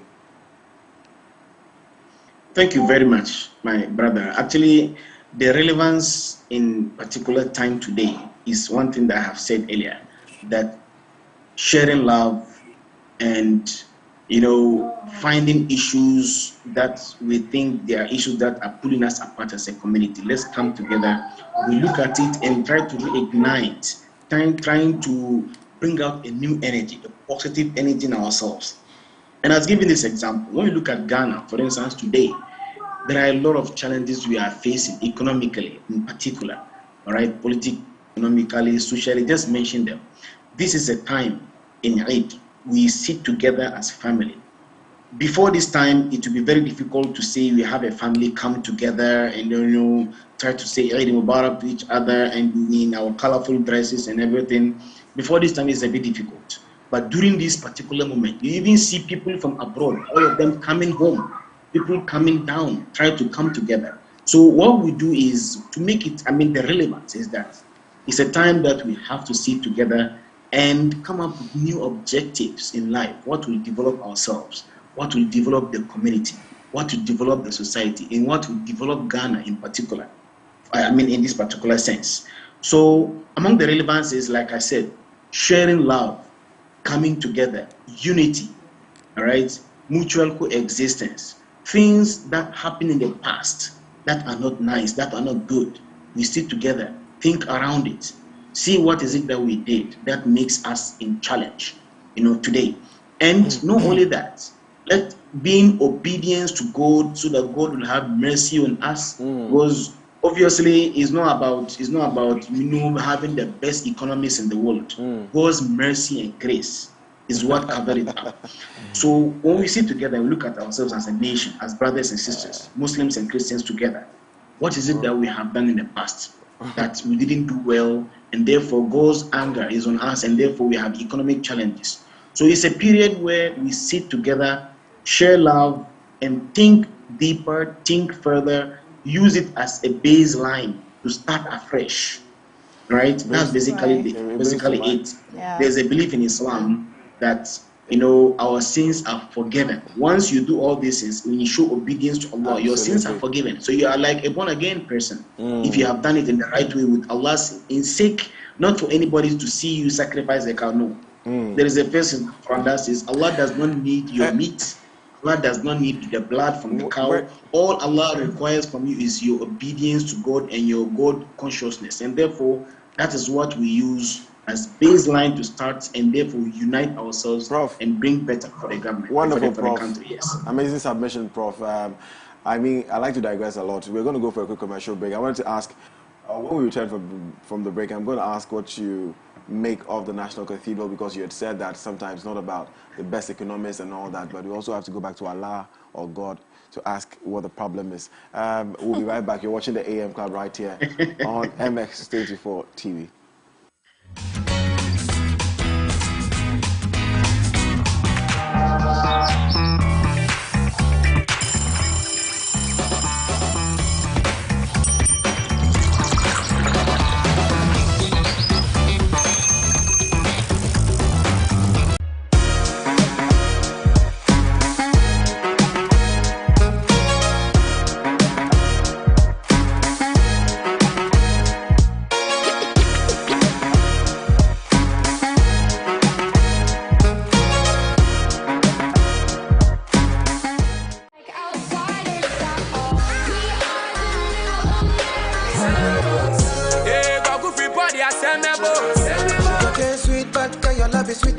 My hair, you take for my hair. I know fit to reset. The gossip, maybe I was born faithful until the first female suddenly broke a vow. I feel like you can be my baby. What if I broke, now my business empty. I'll show you, you go buy to. Yeah, babu, and you know, I hire a permanent fan. Yeah, free cocoa, bingo, yeah, bad things go from a side. I come inside. No hands, still I can't believe it.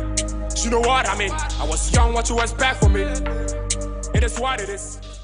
Ice Adonis, the story of stepsisters whose rivalry turns to hatred when one sister is framed for murder. From the action-packed opening episode featuring a prison break followed by a dramatic fight at a wedding, the story twists and turns through 5 years as the wrong sister battles to win back the life and love stolen from her. Be ready for the suspense, the excitement, and the emotional roller coaster. An addictive tale of hatred, rivals, manipulation, and deceit, set in the glamorous world of the cosmetics industry. Ice Adonis premieres on MX24 this July. For sponsorship and inquiries, call 0243 024 552.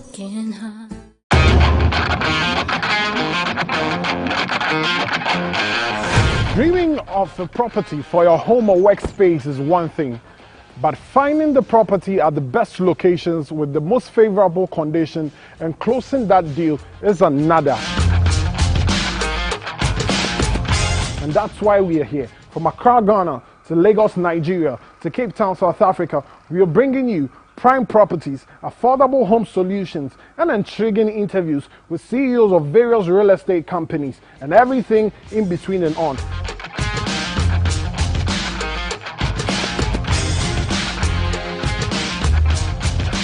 My name is Kwesi Otten Desmond, and this is Property Take.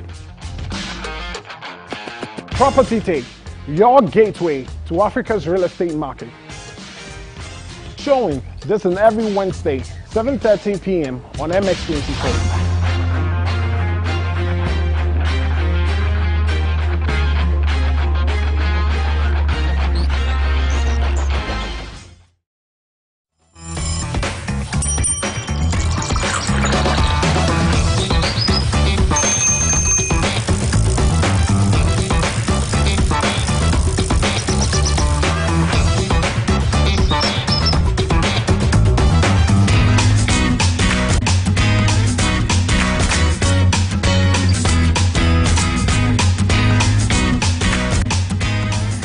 Hi guys, welcome back to the AM Club. It's a holiday edition and today we are talking about Eid al-Adha. A little later we'll cross over to Jeffrey. We get to know what's happening around Kanda area, get to know how our Muslim brothers and sisters are celebrating today, and even you, how you're celebrating the holiday. Before we went to the break, Gordon was quite curious about the National Cathedral, and then so Sheikh is here. Sheikh, whilst you are at it, addressing the National Cathedral, I'd also want you to let us understand non-Muslims. I do not know what you have to go through prior to Eid al-Adha or even Eid al-Fajr. But before that, let's go to Jeffrey. When we come back, you address the cathedral, then you address what you need to do. Are there any steps and things you do before the day itself, comes up? So, guys, hi, Jeffrey. Hi. Yes, so I'm currently at Kanda. I'm in the house of Auntie Kanda. We'll be talking about how they celebrated the Eid Mubarak over the weekend. Happy Eid Mubarak to all Muslims as well. My name is Jeffrey Boateng. As you know, MX24 TV is a TV for all. So we join them, celebrate the Eid al-Adha. Good morning, Auntie. Good morning. Welcome to MX24 TV. Thank you. All right, so you have your beautiful young daughters here. What are your names? Khadija. Welcome to MX24 TV. Happy Eid Mubarak to all of you. Thank you. All right, so tell us, what does Eid Mubarak mean? Eid Mubarak. Eid Adha is a feast of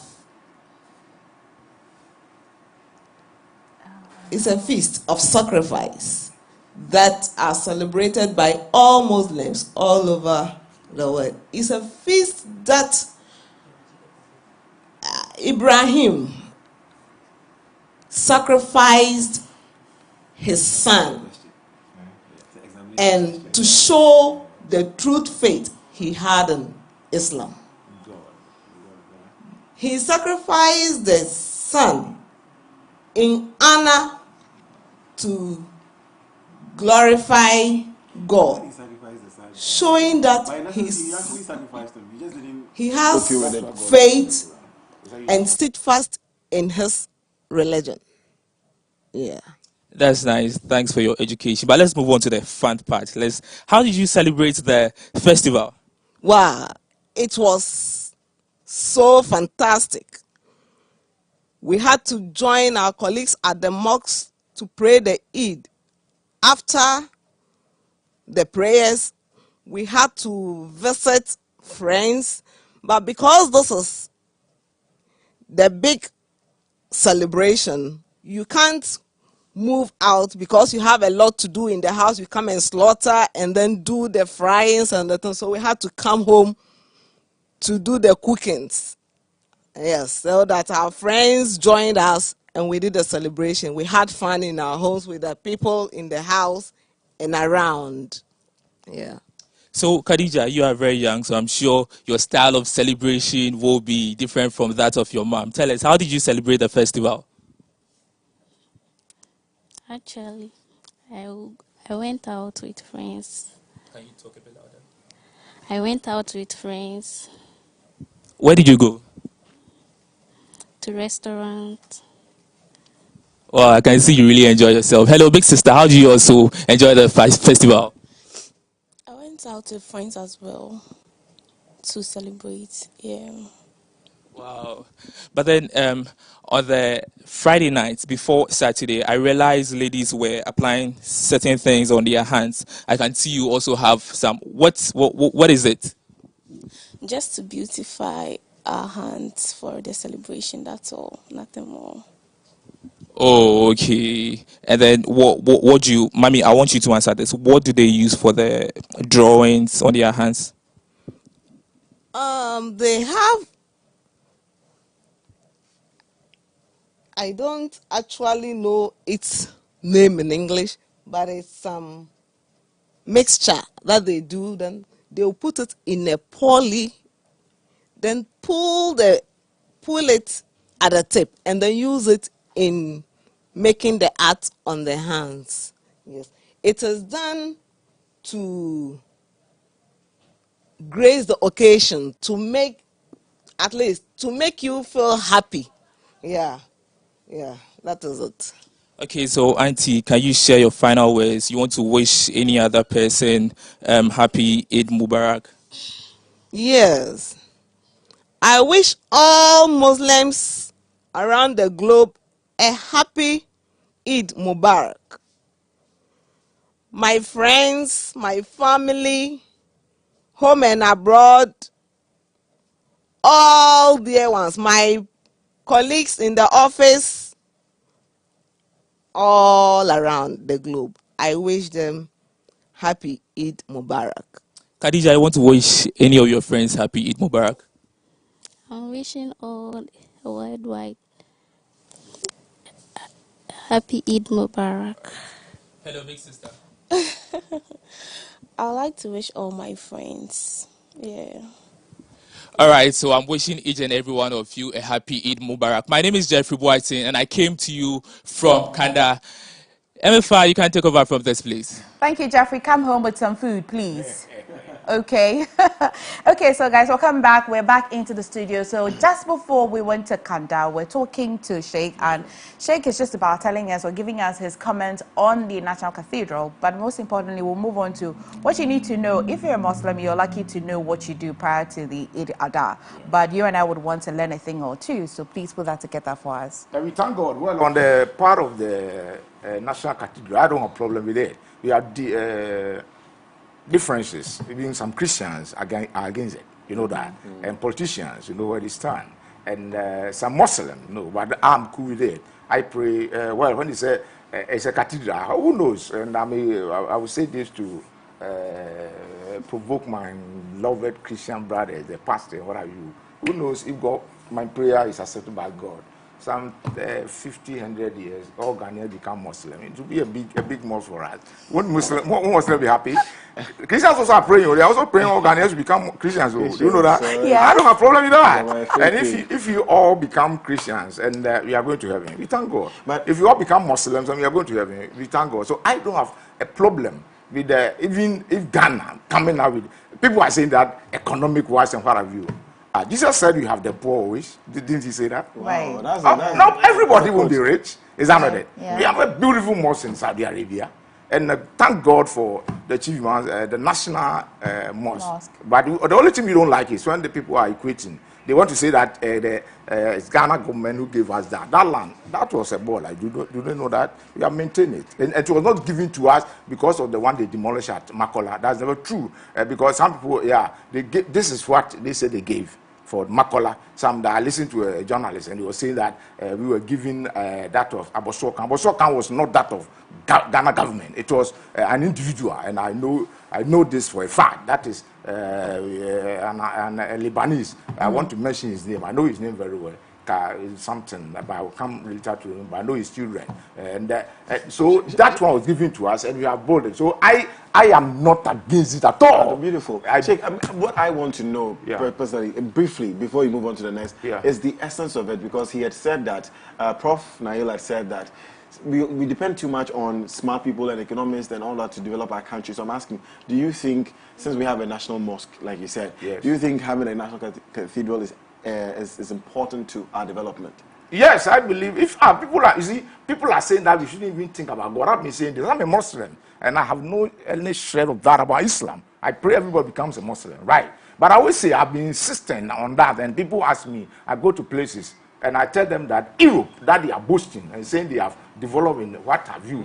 They were Christians. It is all the character and all what they are, because they were Christians at that time. That is why they grew. They developed the way they If they were 8 years as they are today, they would have gone wayward and they couldn't have done anything. The sciences people are doing it. It's God who's inspiring us. It's God giving knowledge, right? Beautiful. You got to run. I was just with my children, the young man I came with. They just opened and they were told 13 scholars, scientists, they embrace Islam. 2022 now.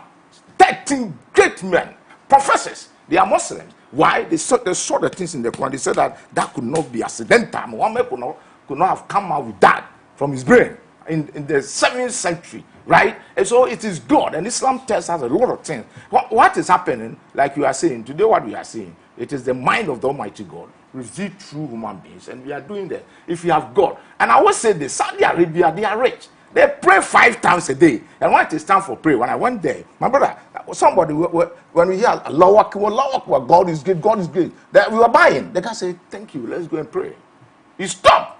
They are rich. I was there for a time, high 40 good days, and you don't see light off, you don't see water shortage, you don't see, you can't see roads. They gave, I always say this, when Trump came in, we went to Saudi, they gave him $350 billion to come and build America. They are Muslim. They pray 5 times a day. And go and see how they pray. Even how we Muslims here praying, you see lazy.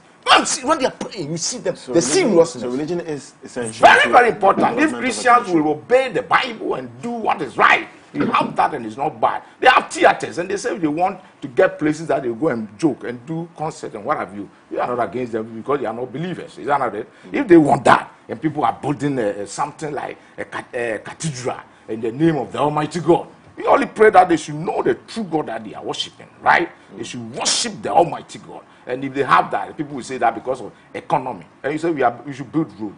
And then we should stop building the roads. We should be eating. Are we saying that we can't do anything? They should do it. And they should pray. And by that, maybe God have mercy on us. Thinking that Ghanaians are thinking about God. Leave those who are saying that they need scientists, we need to do business. I always tell them, in the Bible, that God says you shouldn't be lazy. He said, study the act of the ant. An animal, tiny as you can see, always searching for food. So we should work. God is not saying you shouldn't work. In Quran chapter 62, the Almighty God says after working, you have to go back and do what? And after Salah, go and work. So Islam, that God doesn't tell you to be lazy. Think and strive for what you can. That is exactly what Abraham did. This is the importance of Eid al-Adha. You know that? Eid al-Adha is like the professor said. If you know much about it, it's not what I said it last Friday to my people. Today we are celebrating. We are enjoying. But Abraham did not celebrate that. That was a serious trial. Go and slaughter your son. And I said it on another, so I do programs in the morning, every Monday to Thursday. I tell them, Abraham was prepared to sacrifice his only son. You can't sacrifice something that you have alternative. God is saying, sacrifice your only son. He said, I'll do that. The son said, I agree with that. You today, that you were asking of the relevant. That is what I want to talk about. The relevant, it is more relevant today than even the time of Abraham. Okay. Because children are showing stubbornness to their children, and parents don't know what they are doing. My brother, that is sacrifice. Let me conclude. I beg your pardon. It is, you have to sacrifice. Somebody, God says, stop stealing, armed robbery, and go and work and get money. God not saying stop searching for money. You can't sacrifice that. You have a wife. Be with your wife. You go to another people. You can't sacrifice that. You have money, abundance. God say give small to people. You can't sacrifice that. And you say you're celebrating this. You are a liar. On the dog judgment, you see if I go do it. Sheikh Ayub Ofosuhene Asari, always very passionate when it comes to these conversations. Sheikh, we are very grateful for your time. Thank you very much. We wish you the best. Also, Prof. Nail Mohammed, Camille. Yes. Oh, unfortunately, we can't even let you give your last words. Can you in 10 seconds, please, because time is up for us. Yes, you were asking about. Thank you very much. You were asking about the cathedral. I want to share some few words on 30 seconds, I beg you, because time is up. In 30 seconds. Right. All I want to say is we have priorities in life, even in religion. It's good for us to build a cathedral. But before doing that, prayer is prayer. We can pray anywhere, but we have priorities. Life in Islam, life is much more important before religion, and before family, before wealth, and before what we call the nessa. We have 5 main objectives in life. All right, so dealing with life is more important. So whatever comes about life is priority. Then we look at the protection of religion. And therefore, the cathedral is good. And I will use this opportunity to wish all of our Muslims and non-Muslims alike in Ghana and around the globe that Eid Mubarak, and let's share love, let's share, let's come together to unite, and let's think about reigniting new energy and positive energy in our lives, and let's think about the future. Let's use this line as a baseline, do good, and strive in living out or living, all our bad character, evil character, live out everything and come together, parents, children, brothers and sisters, love one another and hug one another and move forward. Beautiful. Love one another, Prof. Nail Mohammed Kamil, thank you so much. Imam at KNUST Islamic Center, Kumasi, and is also the Department Head of Human Resource and Organizational Development, KNUST School of Business. Interesting conversation we've had. Emma, what would you say? I mean, yeah, I've learned a thing or two. I'm thinking I just might settle to get married to some allergy. Yeah. The allergy that I'm being told to turn it. Thank you so much. Thank you so much. And my regards to my people, and especially one of my friends here, they are around here, ability, allergy, and director, and I greet my allergy again, that is Eunice. He's just close to the allergies are lost. Right. All of them. In the meantime, yeah, I'll be moving on to our next segment, but in the meantime, here is Moon by Khalid. Enjoy.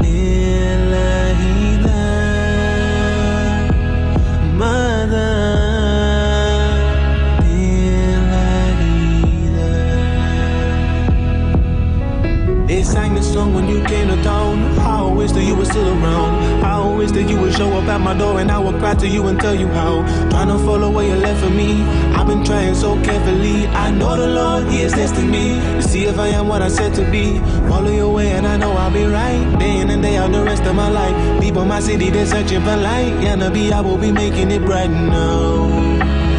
Till the day I die. So ayyuhal mab'uthu fina jitta bil amril muta' jitta shafrat al-madina.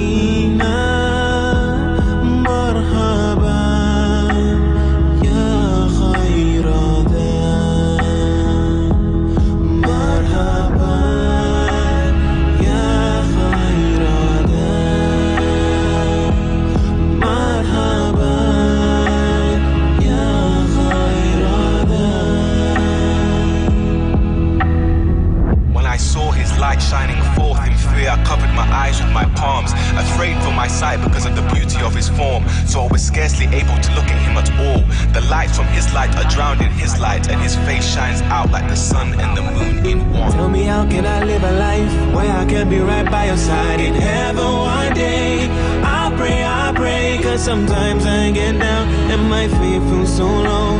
I'm rolling around on my side of town just searching for hope. Oh, but one thing I know, I will hold on your rope. I know the progress feels slow, but it's the only way to grow. To all my brothers and my sisters, imagine a day if Rasulullah came to us, we would say, what do we say?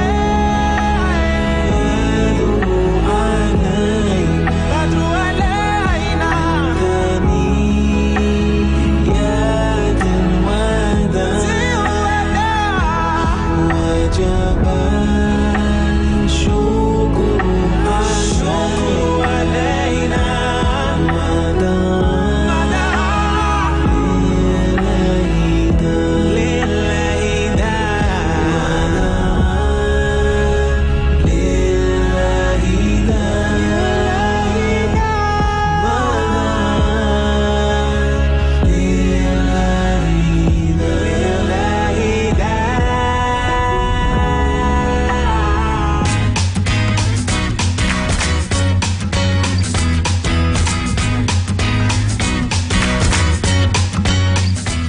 Hi guys, welcome back to the AM Club. It's a Monday, it's a holiday. Now that we have all of your attention, let's get you motivated. This morning, we're talking to Jesse Ejapon. Just before we came on air, he said that, you know what, just call me Boss G. Just call me Boss J. So just a little bit about him. And so our special guest today is a business strategist, marketing consultant, investment promotion advisor, and an entrepreneur. He attended the University of Ghana and has worked with top companies like Charterhouse, Vodafone, Airtel, Afiba Consulting, among others. I will not tell all of his story. He's here. He will tell us the story himself. Hi, Eid Mubarak to you. Eid Mubarak. Okay, or Barikad Salah. You say Barikad Barikad Salah. Kadi. Barikad Kadi. Okay, good. Great. At least I know how to do something he doesn't know. Thank you for joining us today. It's great to be here. It's my first time being in this lovely studio. Oh, thank you. I love the ambience and the aura in this place. It's really Thank good. you. Thank you. Yeah. We appreciate it. Do you have any Muslim friends? How did you celebrate Saturday? Sadiq didn't call me yesterday. So I assumed that, you know, he didn't cook or he didn't fry anything at home. That's very unusual because Sadiq and his wife, they would always cook Yes, enough. so he didn't call me. So I'm assuming nothing happened. So if I see photos on social media tomorrow, I'll call him. Yes. All right, once again, thank you. But Jesse, I mean, just reading a little bit about you, I am personally motivated. Okay. I read marketing, and so when I see somebody who's a marketing consultant, I know that that man is carrying a big head, a very big Literally, one. yes. Literally. Yes. But, I mean, tell us your story, why you decided to be that and how you really ended up being that. Where do you want me to start from? Should I start from maybe where you were born? Okay. You know, some people say they want to be lawyers, they want to be pilots. I didn't want to be a lawyer. Okay. I was born in Bubuashi. My dad was a watchman. My mom sold watches for a living. Growing up, I just wanted to be a taxi driver. My worldview, and typically your worldview is defined by the worldview. What you see is what you aim for. The community I grew up in, there were lots of taxi drivers, trotro drivers. Being anything beyond what I could visualize wasn't possible. You can't imagine that which didn't exist as at that time. Silly reason why I wanted to be a taxi driver. They had access to lots of yam and chufi in the afternoon, and they enjoyed. They had a good life then. My house didn't have a lot, but in the afternoons in the community, when the taxi drivers park by the roadside and they're having a good time, you know, the yam and chufi in the community smelled very nice, and they could afford it. I knew that I wanted to have 2 or 3. I wanted to have like a trotro at my disposal. So my worldview was like that. But my worldview was changed because God had used my brother and advanced him in a way. So it was his exposure that moved my thinking beyond my community. So my life really, I grew up really working within the community for my mother, who sold wachi, like I said, for a living. And anything my mother did, we would do. Whether it was buffalo, whether it was achomo, whether it was wachi in the school, or whether I was following her to McCarthy Hill to crack stones for a living. We did everything, and it was fun. But did your brother not grow in the same community, and My why brother did he did. have that exposure? My brother did. So we're about, let's say we're about 12 in a chamber in a hall, very small place. So, and he didn't have space in the house, so he slept in a school. Okay, so all of these 12? Yeah. Siblings or uncles or cousins? Cousins and us living in the same place. Okay. But my brother didn't have space in the place, in the chamber in the hall, so he slept in the closest school. His best friend was the son of the headmaster, so he slept in the school. Okay. And so he would bath in the school, come pick his clothes from here, and would shuffle all the way through. But he studied a lot. So it was his role as an accountant in a company. That gave him an exposure. Then he got to travel to London. His worldview changed. And sometimes when one person is blessed in a family, the entire family You need sees somebody to change. look up Exactly. to. Okay. So he was a hook that God used. Okay, but at what point would you say that this is my hook? Well, at a point where the beatings intensified in my house. You've got to learn hard. My dad died when I was about 9, 10. So you had to learn, you had to study. Who ensured this? He died at 9, and so who ensured that you had to study? The family unit. And we've always been a very close-knit family. If everybody in school scored 6, you can't score 6. You've got to score like 8 or 10. Anything less than that, you're beating. And you're beating in a very nice way. You know, beating was a part of the family. They will whip some sense into your head. The community raised you. Yeah. So those days it was easier to say Mama in Zimbabwe. And my mom is an Nzima, my dad is an Ashanti. So the family would teach you the right way to grow. Okay. And so even if you had to sell, you come back to study. Okay. And at some point, the break would come because the conversation would change. Right. Yeah. Walk me through your education. So started from Happy Home Academy, where my mom sold food. So I didn't have to pay for food. There was watching there all the time. And then I moved to Kanishi Bishop, 2 JSS. That's around Kanishi. So, and then from there I went to Accra Academy. So I was in Kanishi Bishop between I think 91 to 93, Accra Academy 94 to 96. I was supposed to go to university 2 years after. Those days you write a university entrance exam. Okay. But I ended up going to the university in 1999 because I missed the year I was supposed to go to school. Why? So those days, when you write the exam, you had to be above a particular mark. So they pick your secondary school exam, then they will add up to it your entrance exam, and then you need to score. Business entrance into Legon was 410. My cumulative score was 409. Oof. Now, if I did general arts, I could enter with like 280. If I did other, I could enter with 350. So mates who had scored 280, 350 entered Legon. I had 409, which was above the UCC entrance mark, but I couldn't enter. I remember very well. I was very upset. I was very sad that I'd missed the mark for Legon by just 1 mark. So why didn't you just go to UCC? I didn't. I don't remember. I don't think I chose. Yeah, I did. Okay. Yes, I did choose UCC, but something happened. I can't remember. It just didn't work out. I remember I was so desperate that I told my mom then, she hadn't passed. I said, what do I do? She said, go and tell JJ. Who, our former president? Yes. How were you supposed to tell him? That's what my mom said. So I left home from Bawe. I took a trotro from Bawe all the way to Malam. I took trotro from Malam to Kanishi. Then I walked all the way, and I kept asking because I was told that he lived around Waik and Ridge. I walked all the way to around the Ridge area, and then I kept asking. They showed me his house. The house wasn't the wall wasn't as tall as this. It was a little bit short. I walked to the house, and there was a military man in the house, and he said, "We're here, Dan." I said, "We're here, JJ." I just said it, and then he said, "We're here, JJ," and I said, then I was confused. I said, "We're here, JJ," and then he said, "Then go to the 31st December office." I said, okay. Then I said, where is it? And he showed me. And I walked all the way to the 31st December office. I saw the security person. I told the person my story. They took me into the building. I told the next person my story. They gave me another person. I told the person my story. The following day, they asked me to come the following day. So the following day, they put me in a Land Rover. It's a very cubic Land Rover. And drove me all the way to Legon.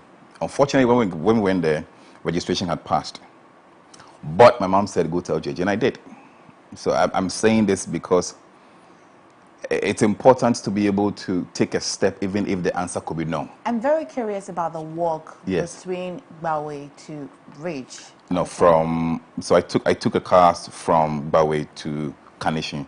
Then from Kanishi I walked all the way to At what age were you at that time, and what were you thinking? I entered the university around 19 eventually. So this probably would have been 17, 18. What were you thinking? My mom said to go tell him. What do you think your mom saw in you when she said, my mom likes, my mom, I grew up in a home of a political divide. My dad is, I think if he was alive, he probably would have been Dankwa Buzia.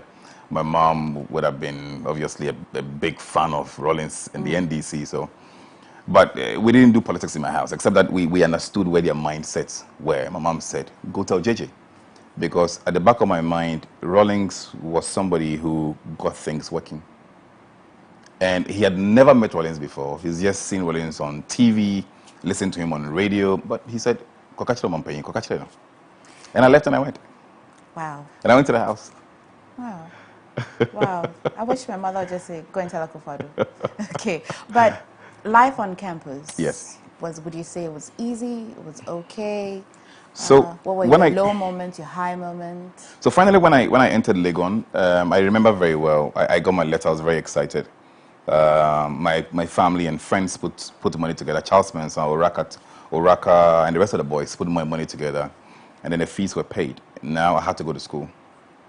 I didn't have room.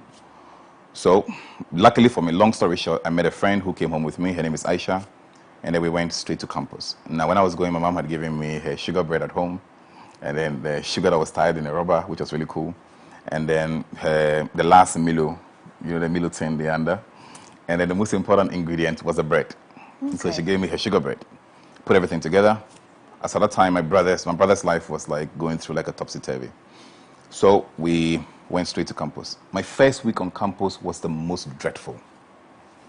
Because recently I heard some George talk about 010, 001. What was the formation you were playing then? I think mine was probably like a 00 half. What? Because the first three days, I had the bread. So the morning was 0. I mean, it wasn't really 0 per se. It was just like Milo. Milo in the morning, Milo in the afternoon. In the evening, I'll just break a bit of the bread to just go with the Milo. But why not the bread though? Because the bread, you can I come back to one agenda. Look, during the day, I think there's so much to see. Okay. So you can draw energy. I mean, this is me. I can draw energy from people, right? But at night, it's just you alone lying down. You could die. So I would rather. So that's what I did. My first 3 days, 1 week, they were terrible. At some point, I felt that I was scavenging. And I got terribly sick. My first week, my second week, I was in a hospital with typhoid. Dreadful. Oh my God. I was hungry. Okay, so means you were eating anything you could find. I was. I mean, like, look, it was like I was picking from Bola or anything, but I understand. I mean, boys could eat whatever you find. I mean, you can dip into it. I remember very well my favorite car wash story. So back on campus, I had my jeans trouser. It was a car wash. So maybe today I would wear it as a car wash, and then the following day I would tuck it in and wear it as a jeans. So it's like it was good. Honestly, it was good. Today you look back and you Yes. say, how would all of these experiences from Bawe, I mean, for a man who just wanted to own taxis Yes. and get opportunity to have the trophies and the finance, of course, for himself, how did this, shape your life? And of course, your brother played a major role in your life. But today's his birthday, Charles Manson. oh, hi, happy birthday, Mr. Charles Mensah. Is he in Ghana or is he Oh, he is in Ghana. He's in okay, Ghana. happy birthday. Yes. Okay, so how did that growing up shape you to be the man that you are today? And then I'll come back to all of the companies that you have worked. Yes. In the companies, which one of them would you say was the biggest challenge that has shaped you to be the boss J you are today? Every time I put a post on Facebook, I say Doom Spiro Sparrow. Whilst I breathe, I hope. And that's the meaning. And the reason I put it there is that I'm always smiling. I'm always happy. I think I've grown up like many people to appreciate the little things that I get. So if somebody gave me something today, I would cherish it. My life is beautiful. It's not like it has major issues. But there's always hope. You're carrying the sieve and selling and nobody's buying the buffaloes. Or when my mom is frying the buffaloes in the morning and it starts raining, nobody's going to buy it. We're going to put everything back inside the house, so there's no money to feed. So every opportunity you get in life is something which is great. So I cherish the little things I get. I don't know how to backbite, eat people up, gossip, do crazy useless things. Because every opportunity you get and a gift you get is a blessing. So for me, That's what guided my life, and What's I'm your first job? really hardworking. I mean, of course. It's not very obvious. That's public knowledge by now. In terms of the places that I've worked, I like to separate individuals from institutions. Okay. Because sometimes bosses can make you, sometimes the companies can make you. Right. If I pick my bosses, I would pick Nyama Ishan for me, my national service boss. He's a monster. Nyama taught me how to work 24 hours a day. He won't sleep, so you won't sleep. Nyama is the definition of hard work. Philip Ayesu is also a definition of hard work. Philip is a very tough person. Amaochri taught me the meaning of brands. And I can take you through. So there are bosses who've taught me more. Nyama put me in a room with a computer, had no knowledge of Excel. I used to work about 15 hours a day in Kinafama, just typing A waha, B waha, C waha, doing Excel sheets analysis. And Nyama was phenomenal. Why did you not jump ship? Did you enjoy putting the Awaha? But of course, I like to get down and dirty. I'm drawn by strong leadership, and I would take what I need to take from that leadership at the time that I have it. When I'm ready to leave, I will jump ship. But until I'm ready, I'm still there. Okay, so as a marketing consultant, Yes. would you say that in this day and age, social media, I mean the proliferation of social media and its, the impact of it on businesses and brands, would you say that marketing is still relevant? Well, I think that it would always be relevant. In truth, social media is just a channel. The most important person in the equation that you have is you, the consumer. So to the left, there's a brand that is attempting to, there's MX, which is a good brand, that wants to engage with B. B is a consumer. In between MX and the consumer are channels. How do I reach them? And therefore, social media is just one of the channels where brands use in reaching the consumer. So a brand, they say, is a promise fulfilled. So MX says, I have a promise. My promise is to provide engaging, relevant content for the youth today. But on the flip side, the youth, their mind is changing all the time. Consumers' preferences are changing all the time. Absolutely. So MX has to evolve to satisfy that need. Marketing's job is not just communication. Social media is not just communication. The general framework of it is a toolkit. And therefore, brands must evolve the concept of marketing to become relevant to the consumer on this side. Consumer is changing all the time. Today, he wants to watch it. Tomorrow, he wants to marry. Tomorrow, he wants to do this. Are they spoiled for choice? Yeah, but of course. You are spoiled for choice. You could leave MX today and go to Jesse TV, or you could go anywhere that you wanted to go. Right. You stand in front of your wardrobe. When you open it, I'm sure there was a yellow dress, blue dress, pink dress. You picked this. Fit for the occasion. You're spoiled for choice. I'm spoiled for choice. And therefore, the brands must evolve. And if you think of marketing only as communication, then you might say, oh, it's irrelevant. But marketing is more than that. It's about pricing. It's about the product redefinition. It's about distribution. It's about the employees. It's about the messaging. It's about many, many things. So marketing would always be relevant. I'm sitting here dressed like this because I'm fitting into a particular story. Story of a big celebration, a holiday, it's a season. I had to look the part, so some nice chichi somewhere says, look the part. And here I am looking the part. Right. All of your skills that I've read in your portfolio, which one do you enjoy? So the business strategist, the marketing consultant, the investment promotions advisor, and the entrepreneur. Which one of them do you enjoy? Well, in my view, I think the greatest enjoyment is realizing that the person you're doing the thing for is happy. Which one comes to you easily? Maybe I should restructure the question. So let's say, I mean, if I wake up today, I mean, being a business strategist is more stressful. It's very stressful because you're solving problems from the root cause. Marketing is just one branch of the entire business architecture. And even if you say, look, investment promotions as an example, that's the one branch of the entire business architecture. So call the business this table, okay? Now, the top of the table might be marketing. The flower on it could be investment promotions. So it's different facets of things. So the concept of defining a strategy for a business It's exciting, but it's also really challenging. And when you succeed in doing that, you're fulfilled.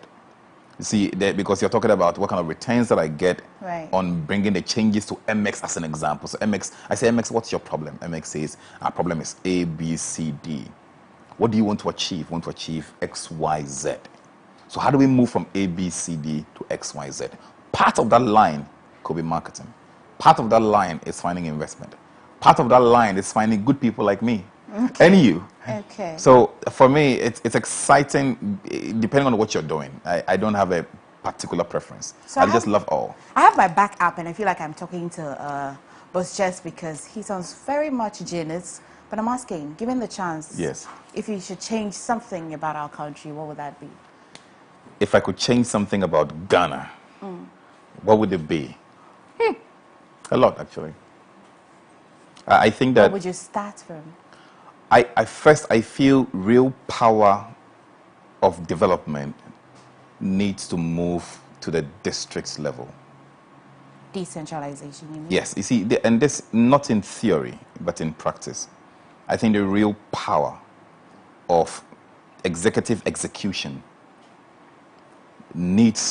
we need to rebuild our district and municipal authority level. We have to rebuild it. Number two, I feel that we need to rework our minds in terms of entrepreneurship. Okay. It's super important. Sometimes I worry about the fact that the politician is the most important person in the room in Ghana. If you listen to news from the US of A and things like that, the politician is not the most important person in the room. You know, we've been talking about Elon Musk for a long time now. The business titans are as important as a politician in the room. If you go to Nigeria today, you can talk about multiple business titans who are shaping industry. If you come to Ghana today, the most important person in the room seems to be the politician.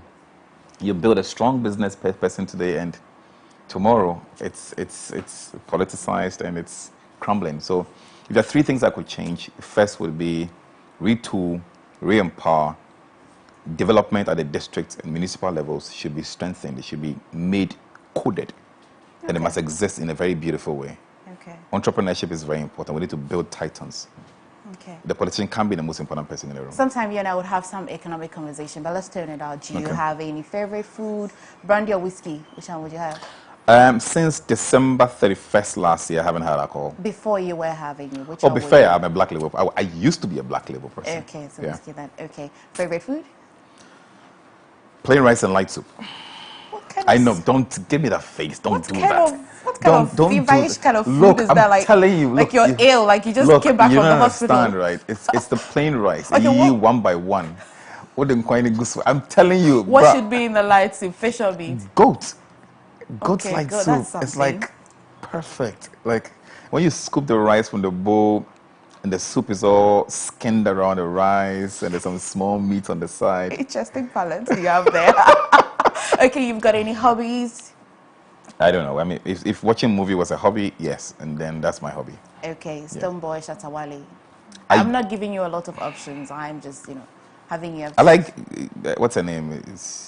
I gave you two to choose, Stoneboy or Shatawale. Stoneboy. I used to be a Shatta fan. Okay, now I'm a but Stoneboy if fan. you were out of these options, which ones would be your favorite? Oh, I like the girl. I've forgotten her name. Is it- Jackie? yes, the one. What about Jackie do you like? I think she's beautiful. She's exciting to watch. Her song is really great. I like her career. She's been consistent. I was speaking to my assistant the last time. She told me, she's been on the scene for a long time, except that the song started blowing way after the song was released. And I was like, then I like that about her. Okay. That she's so entrepreneurial that she kept on going. I watch her videos a lot, and I think I love her songs. I don't know. One day I'd love to meet her. Oh, great. Okay. We'll ensure that then. I'm sure Okay. your assistants can work that out. If she doesn't, I'll fire her. Do you engage in any sports? Not really. I like to watch football. Beyond that, that's it. I don't know. I don't play anything. Okay. So you were saying that when you were growing up, you had that craving of just being a taxi driver. Yes. As an entrepreneur, have you tried to earn anything of that sort? Have you lived your dream?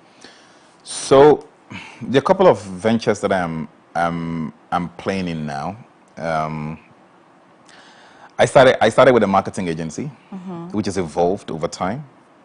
doing well. Then I ventured into a tech business, which is about to take off in a very good way. My family and I, together, we also own a pig farm. Okay. That is very expensive to run, but we need to make it work. Plus, I've invested time, sweat equity, money in other small ventures that I'm driving. Very soon, I will start my own food business also. But aside from that, my voice and my head is all I have. I don't know how to sew or do anything very crafty.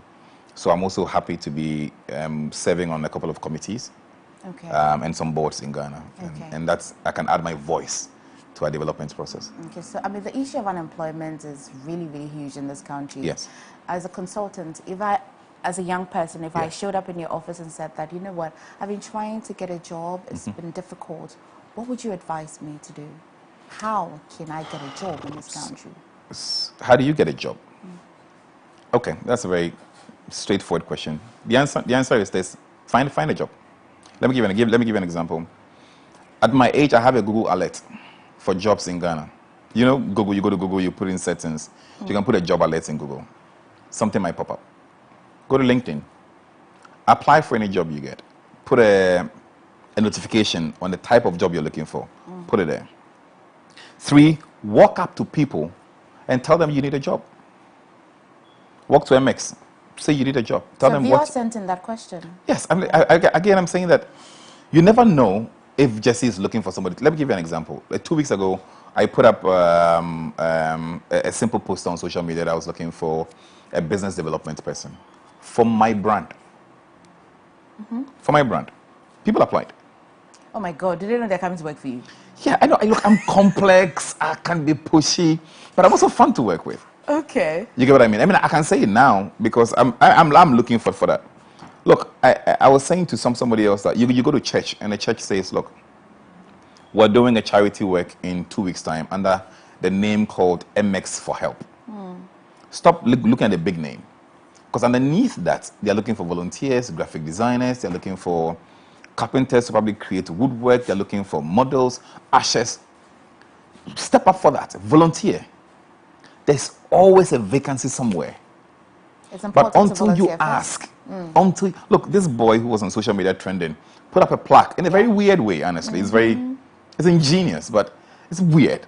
He put up a plaque to say, look, I am this and that, I'm looking for a job, here's my number. I hear he has 50 job offers. Yes, he does. So until you ask, and keep asking, you know what, keep asking. Kofi, so you have an answer to that question. Kofi sent in that from La Paz and then says that, love the conversation. Please ask him how I can grow my career. I am currently doing my NSS and things are not going well. This is also from George from Kojo Krom. I've got some NSS people in my office. One of the things that I asked one of them is, have you started having a conversation about what you would do after service? She said no. And I said, why? Have you started speaking to your current bosses about you wanting to stay? Should that be your first port of call? But of course. You are in a building that has light, air condition, that has salary, that comes to you. Your first point of call is to persuade them of the value you bring. There are 2 things that would happen. Don't forget my JJ story. Yes or no? Yeah, what's the worst that can happen? What's the worst that can happen? No, we're not retaining people. But at least you put it in their heads. Don't assume that you're being observed. No comes with this crushing of esteem. Do you know how it feels like if the last man you said no to in a relationship, a man who walked up to you to say, oh, I like you, I like the way you talk, and he looked at you and was talking to you and he said, look, I'd like to date you. And then you said no. Do you know how hard it was for him to walk back home? That was yesterday. Exactly. Do you think he would stop coming? No. Look, no, it's not the problem. Guys, no, it's not a problem. No, it's not a problem. I could have a conversation with you till like tomorrow morning. I'm enjoying the conversation. And I want you to wrap everything up in, say, 30 seconds. What shall a young person watching you today take home from you today? When your life is your life. You can read all the books you want to read. You can listen to all the motivational speakers you want to listen to. Let their lives guide you. Their lives should not be the all for you. You're making your own life, make informed choices. There's no single bullet advice I can give to young people. I don't know what you're going through.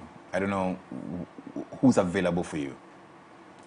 The only thing I would say is that the same way you have the confidence to ask 20 girls out every day, have the confidence to be able to tell 20 people every day that I need help. You. Start from there. Jess, you married with kids? I was married. I'm separated now. Okay, how many kids do you have now? I have 2 wonderful kids. Okay, all right. So who should look for you and how shall we find you? I'm social media, Jesse Japan. Okay. It's right there. Instagram, Facebook, I'm on Twitter also. Okay. What's your PA's name? I want to say hello to her. Oh, Vanessa. Hi, Vanessa. All right, thank you for bringing Jesse to us. All right. Jesse Japan, pleasure talking to you. Thank you so much for coming to the studio. We definitely will fall on you when we need you again. Thank you so much. Have a good one. Good, thank you. All right, guys, the plot coming up shortly. Still the holiday edition on the AM Club, live here on MX24. I'm having a ball. I hope you are. Send in all of your messages. Stay tuned.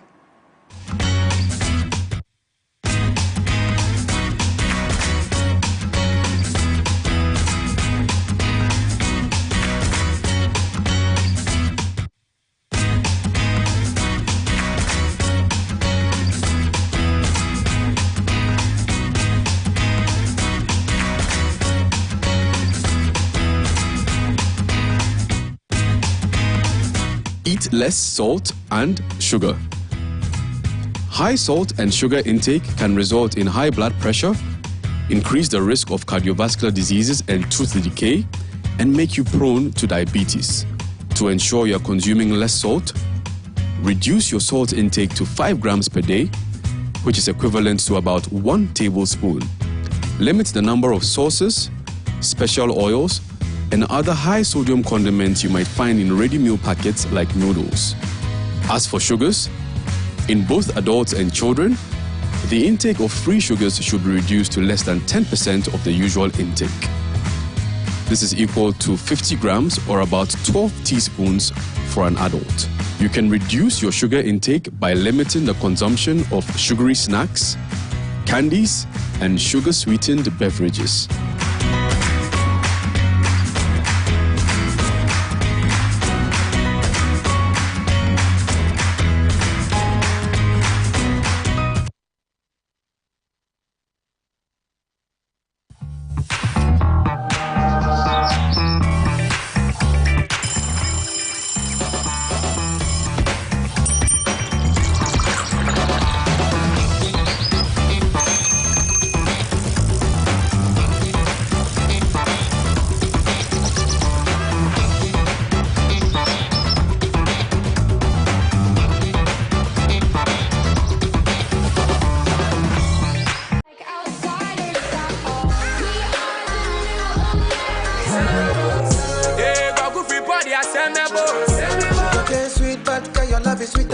My hair, you pay for my hair.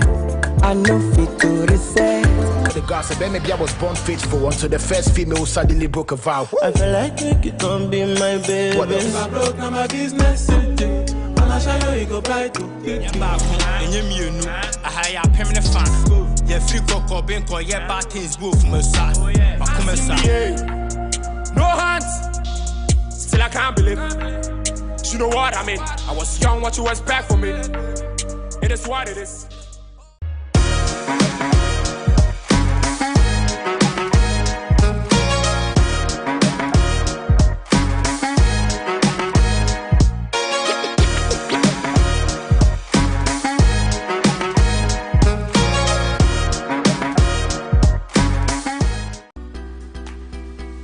Need the best of in-depth analysis, top personality interviews, trending and breaking news all come your way.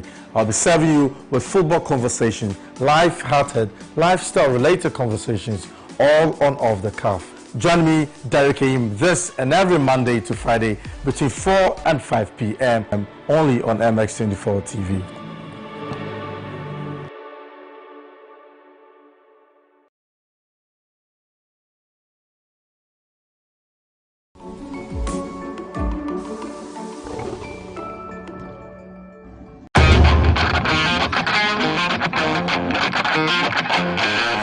Dreaming of a property for your home or workspace is one thing. But finding the property at the best locations with the most favorable condition and closing that deal is another. And that's why we are here. From Accra, Ghana, to Lagos, Nigeria, to Cape Town, South Africa, we are bringing you prime properties, affordable home solutions, and intriguing interviews with CEOs of various real estate companies and everything in between and on.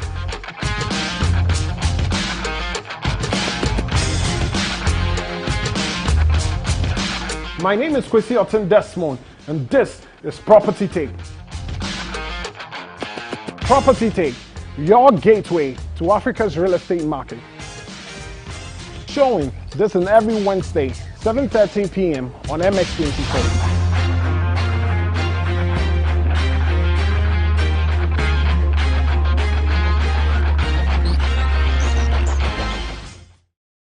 Ice Adonis, the story of stepsisters whose rivalry turns to hatred when one sister is framed for murder. From the action-packed opening episode featuring a prison break followed by a dramatic fight at a wedding, the story twists and turns through 5 years as the wrong sister battles to win back the life and love stolen from her. Be ready for the suspense, the excitement, and the emotional roller coaster. An addictive tale of hatred, rivals, manipulation, and deceit, set in the glamorous world of the cosmetics industry.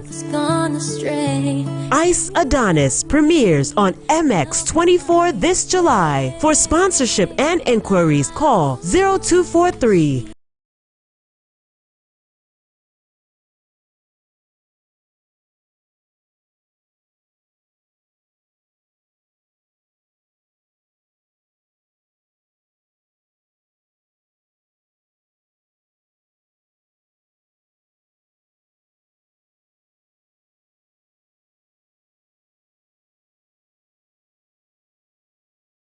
024 552.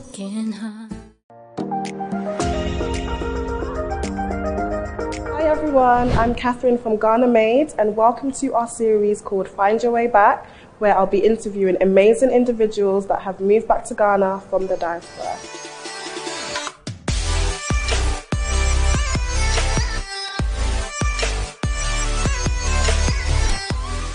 You have to be willing to take a little bit of a risk and be willing to leave some of the comforts behind. You know, shit was meant to be hot. Yeah. But then regardless... It wasn't hot for you? It wasn't hot for me. Okay. I needed to adapt to the Ghana way of living, but not take that from them. Exactly. It's such a beautiful country. It is. Our people are so beautiful.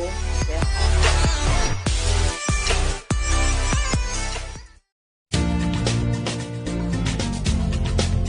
Hello and welcome to the Real Travel Show, where we take you on an exciting journey of fascinating places around the world.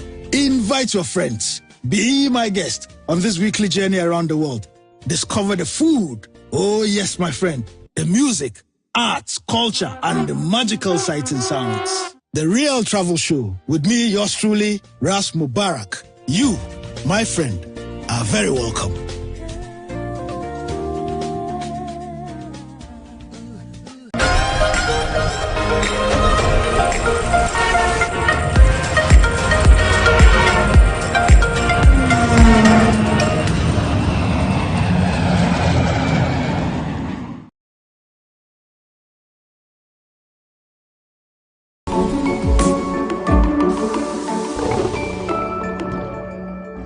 No topic is off limits.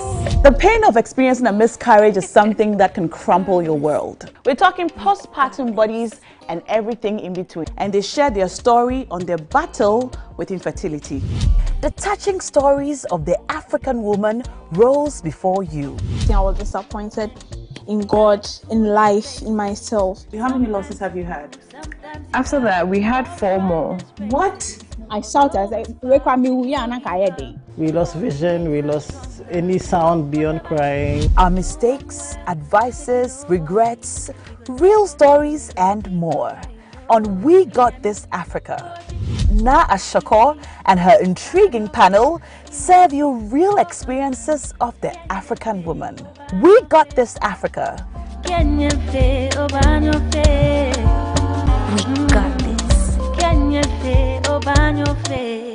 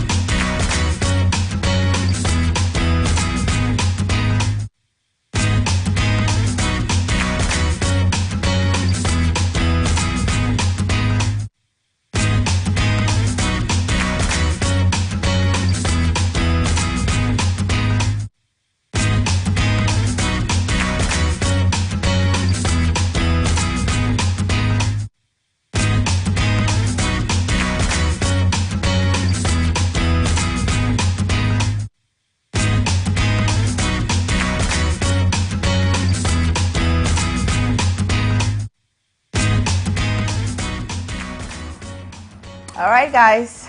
Maraba, isn't it? Maraba. Welcome in Hausa.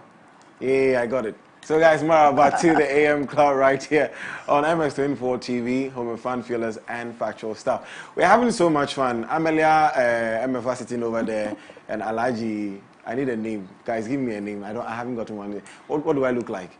I don't want to introduce my guest now, but you let me quickly read some messages. Husseini is fine. I don't like Husseini. Husseini is what in Christianity? Isaac is what? Ismail? Just stick to Husseini, young man. I don't like Husseini. It's when not you're nice. a child and you're giving you names, you can't even say you don't like it. Just keep it. Babangida. Happy Eid Mubarak to the Muslim family, especially His Excellency John Dramani Mahama is coming in from Abochi Philip. Abochi, John Dramani Mahama is not but okay. Abochi Philip from Keta Youth Organizer, hopeful. Okay, I have another message coming in. I think this has to do with the message MFA just had with Jesse Ejapon. And this one says, oh my God, plain rice and light soup with goat is just damn crazy. This man has a taste. I love it. I'm highly inspired by this man's experience. Once I breathe, I have hope. Message coming in on our WhatsApp tablet. But it's now time to jump straight to the plug. And we have two Muslim, I'm right to say, young, interesting individuals in the studio. I have my good friend Manaf Yusuf joining us, and then I've got Hadat also joining us here. Remember when Jeffrey went to Kanda, I was speaking to Aja. We're learning that thing that Aja said she didn't know the name is called henna. And so today we'll teach you all about it, okay? It's not fair. Sahadat, is it just for women? Can I do it too? You can. But they look at me weirdly. But I do usually for Just women. for women. Yes, please. So if I come to you and I say do it for me, will you do it for me? No. Manaf Yusuf, I'm going to start a conversation with Manaf Yusuf. Of course, so you are going to get a henna, MFA? She'll do it on herself so that I can see. Beautiful. Oh, yes. Nice. And then, meanwhile, I'll be having a conversation with Manaf briefly. Manaf, you're an actor, entrepreneur, a youth empowerment advocate, so many things you're doing. You're pushing the Muslim community, and I'm excited to see all the things you're doing. Great. First of all, how are you celebrating this day? Alhamdulillah. First of all, بعد أعوذ بالله السميع العليم من الشيطان الرجيم بسم الله الرحمن الرحيم. Well, Eid is amazing. Alhamdulillah. It brings families together, and also it's also a moment in time where you are worshiping. It's an act of worship. So having to be among those that Allah is giving you that life to see such a day, you just say Alhamdulillah. Okay, so briefly tell us a bit about yourself. My name is Manaf Yusuf. I'm an actor, I'm an artist, I'm a fashion designer, presenter, and, a whole lot of stuff. Well, I come from a family of 4, and I love art. That's me. And then I love to just give out the best of me, give it back to the community, just do what I can in order to touch life. So basically, I would just say this is me. We'll come to you briefly. But MFA. Yeah, so we've started the henna. Oh, wow. Like, we're not even like a quarter way and it's looking nice. Yes, so Sarah to be doing it and she will be teaching us as well. I mean, but quickly, how did you start this design and what is really henna? What's the role it plays in a lady's life? Firstly, thank you for inviting me to this show. Oh, she's so nice. Okay, we have the henna and then we have the lily. Oh, they're different? Yeah, so it's not we have 2 different things. The red one on my hand is the lily. Okay. It's usually done by a lot of people. It's not usually religious or racist. Anyone loves to do it, can do it. What does it do to, what's the role of the lily? It's for beautification. Okay, okay. And it has this cosmetological purpose, which relaxes the nerves and then... Oh. Yeah, but mostly it's for beautification. Okay, so same with the henna too? Yes. Okay. But which one is very common in the, among Muslim women? It's the lily, the red lily. one. Yes. Okay. So if before you can get henna, so please don't think, okay, before you get henna, who can do it? Any girl, age, or what? No, no. For the lily, anyone can do it. Anyone can just mix it and then it's not difficult to do it. But with the henna, we have people who are very good with it. Okay. Yes. Okay. I mean, yeah, enough. Yes, Manaf was talking about the Muslim community, and there's one notion, I want to call it a notion, or there's a belief, the popular belief among the Zongo communities. People think that the youth in these communities are very rowdy, they're very, quote and unquote, pardon my words, uncouth. What do you make of this? You see, if I want to talk about this, I'll trace it back to history. It's all boiled back to misplacement. Okay. You see, when our forefathers came into the settlements, there are a lot of, from different countries, merged. When the colonial masters were trying to demarcate areas for my forefathers, they said that they were only nothing but, they were just new people in town. They were not Ghanaians. So if you realize there's no, how do you call it, development over there in those areas, there's no schools, most of the time there's no Which hospitals. areas are you talking about, the north? No, I mean any Zongo Zongo community. If Yeah. you realize when it comes to development, it's less over there in those areas. But don't the people just gather reason being to that, live? Reason being that we had to do stuff in the hard way to get what we want because we were being misplaced from day one. So if you check all the Zongo community, development is less over there. It started way back. If you go to the history, you know. Okay. I'm not speaking from my mama mindset. I understand. So we need to, they did things the hard way to sustain their lives. So in order to stand up for yourself, you need to be like that. But I'm not saying it's the right way, but that is how we were misplaced, and that is how we have to stand on our own ourselves to get what we want. You understand? But that notion that they say, quote unquote, we're uncouth, trust me, it's not like that. The language sometimes scares because the Hausa itself has a lot of exaggeration. I grew up in a Muslim community. Exaggerations, you know. Yeah. But then, trust me, if you want peace of mind, trust me, just be in the Zongo community. If you want unity, if you want cohesion, if you want anything, if you want better of anything you can think of, trust me. Even if you want to have the best of training in terms of character, in terms of behavior, trust me, grow up in a Zongo community and you'll feel it. You'll know the differences. When you go anywhere, you can live, you can be with the people. Any person, any person, any country you can live in because you're from Zongo community. Trust me. Manaf, like I was saying, I grew up in one Zongo community. I grew up in Aveno, going to Kotobabi, Alajo, Caprice. So I've roamed all these places. So I understand what you were saying. What would you say is the biggest challenge for these communities? Development. Lack of development. In terms of infrastructure, education? Everything. Less attention is given to us. That is what I advocate for. Less attention is given to us. But we are the masses. Put up all the Zongo communities together, we are like one region on our own. Trust me. And any person can testify that if we want the best If you want people that can stand in for you to get to that limit. If the whole Zongo community back you up, you are done with. So we need development. Less attention is given to us, but when it comes to certain things, they come to us because we have the numbers, which I feel is high time with the Zongo people, we are upstanding, saying that this time around, no. It's either look up to us or never. You're a major advocate for the youth in these communities. If you had the power on your own to change anything, what would you change? I would change the entire leaders from head to toe if I had the power. Trust me. I would reshuffle everybody. I'm saying with confidently. Trust me. Whether I'm not, when I mean about leaders from the head to toe, from the Muslim clerics to the, I don't want to mention it, like the entire leadership that we have in this country. You think they feel the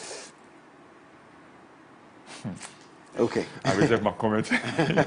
You see how passionate you are. And I see the henna also going on over there. So what design are we doing? And do all these designs have meanings? No. They don't? No. Okay. So I can decide to want to draw Godwin on my, like... Yes, and sometimes it depends on the occasion. Okay. So for this Idul Adha, what kind of designs did people come to ask you to do for them? No, they just come for me to create anything for them. Okay. Anything at all. So where do you get your inspiration, your designs, your ideas? Where does it come from? I usually create them in my mind. Wow. Oh, yes. Nice. What exactly are you drawing now? Flowers. Gorgeous. Some people love to bring their own pictures for me to create the same thing for them, but I prefer to create it myself. It's not a copy and paste. Okay. It's a creative venture. Okay, I understand. Where you feel like you're replicating someone else's design, so Yeah. you'd rather create your design. Okay, I see. Is it difficult? How long would it take for you to finish a design? And what's the most difficult design you've had to create? Usually the most difficult ones are the pictures, like them bringing the pictures for me to create it for them. Because if I'm creating it of her, it's simple. I know I'm just creating something. But when you bring a picture, I have to create the same thing for you. I'll be watching the picture, doing it. I have to pause, look here. And mostly they want you to do the exact thing on the picture for them. Yeah, so usually that's the most difficult part. one. Okay. But if we are creating it, it's...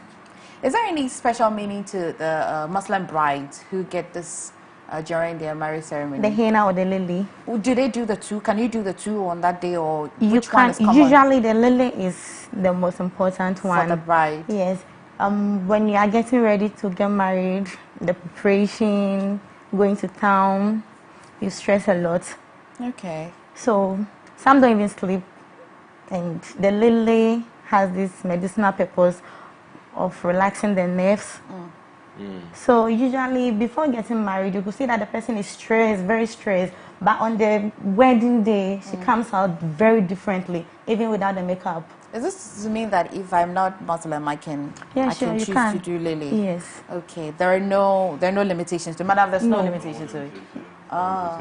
Okay. What do you know the product in there? What's in the rubber? What's it called? I have it here. Okay. Also, you mix it yourself. It's Yes. something you... Yes. Okay. But why does it take forever to clean off, to wear off? Both or just the henna? Both, actually. I don't know. Okay. Probably the chemicals. Okay. Right. Well, we're about to fly away from here. Manav, again, I don't want to... I realize that... Manav is in training some people. Yeah. Okay, that's nice. Yeah, so tell us about that too, because I realize when you go into politics, you Where, as I said, I'm for the people, I'm for my people. And I know growing up, I've seen how hard it is for my people. So I have a fashion center under an NGO that I'm in charge of it. And what we do is that we pick these girls, these youths from the streets, the orphans, those that are less privileged. I bring them to the center and I train them in fashion. And guess what? It's FREEE. It's free? Yes. Wow. So wait, how do you fund it? Funding it is, we fund it from the parents. What they do is that give something to the center to sustain it. By asking you're paying tuition fee, you're paying what fee, come and bring Shanap or bring all that requirements that you go, other places that you get in my space is not so like you that. just you thrive on donations made by Yes. parents, community, and also I mean the money that I get from people that patronizes what we do, What you were. and then I give it back, I put it back into the center, and other philanthropists that feel that okay, let me just support what you guys are doing. So that is how best I've been sustaining it for 8 years now. 8 years. Yes, that's amazing. Amazing. And do you have any students or anybody who's come from it that? Yes, of course. Is doing so yes. well. Most of them that have come out, almost all of them, have their own shop that they're running. They have their apprentices, and Nice. they have joint businesses that they're doing. And these girls are doing amazing. And trust me, when I go back to the achievements, I feel that okay, at least something is happening somewhere. And then as I'm speaking right now, I have like 23 students that I'm teaching currently, apart from the ones that have already graduated. And every year we do graduation. I can't go without asking you anything on acting. What's your next project? Okay, currently, 1st October, actually. 1st a new October movie is coming out. Yes. What's the title? It's called The Agency. The Agency. Yes. Wait, I think I've heard about it. Abu Idris. Allah. Abu, good morning to you. It's been a while. It's good to know. Wow, okay. 1st October, you say? Yes, please. Beautiful. Beautiful. Manaf, thank you so much. You're doing well. Thank you, too. And we wish you the best. I appreciate it. Honestly, Thank we you wish so you the much. best. Thank you so much. MFA. Yeah, guys, so we'll show you in a moment the final drawing that Saradat is doing. But thank you so much, guys, for joining us here on the AM Club, the holiday edition. I bet you had fun. You learned a thing or two from Jessie Japan. I'm sure that you've, sent in all of your messages, the ones that we're not able to read. We promise that we'll read them at a good time tomorrow. But, guys, thank you. It's a pleasure. Godwin. Absolutely. What are we doing for the rest of the day? The guy eats black rice. My goodness, first of all, Atuando is responsible for what I'm wearing. Atuando, thank you so much for this outfit. Check him out on Instagram at Atuando. Now, about what we are doing, there's this new place I discovered. I'm taking you after this space. Okay, a nice. nice. Restaurant down the road. Quickly, share your social media handles if you got it. And show us the Okay. So this will dry. How many minutes would it take to dry? Let's say 30 minutes. 30 minutes. Then you peel it off. Or what? I prefer them washing it. Or washing it off, and then the drawing itself remains Yes, on your yes. skin. Oh, guys, this is nice. Thank you. This is really cool. Yeah. Very cool. Anyways, and Manaf, if we're looking for you on social media, where can we find you? Yes, IG, Manaf Yusuf _DF. Manaf Yusuf DF. Saradat, you as well? On Facebook, Sahadat Al Hassan. Okay, so next time, don't show up without rice for it. And on Instagram, on all social media platforms, it's MS24GH, MX24GH. But my name is Godwin Nambo, at Godwin Nambo on social media. My name is MFA Kosiadeti. There's more on MS24 television this day.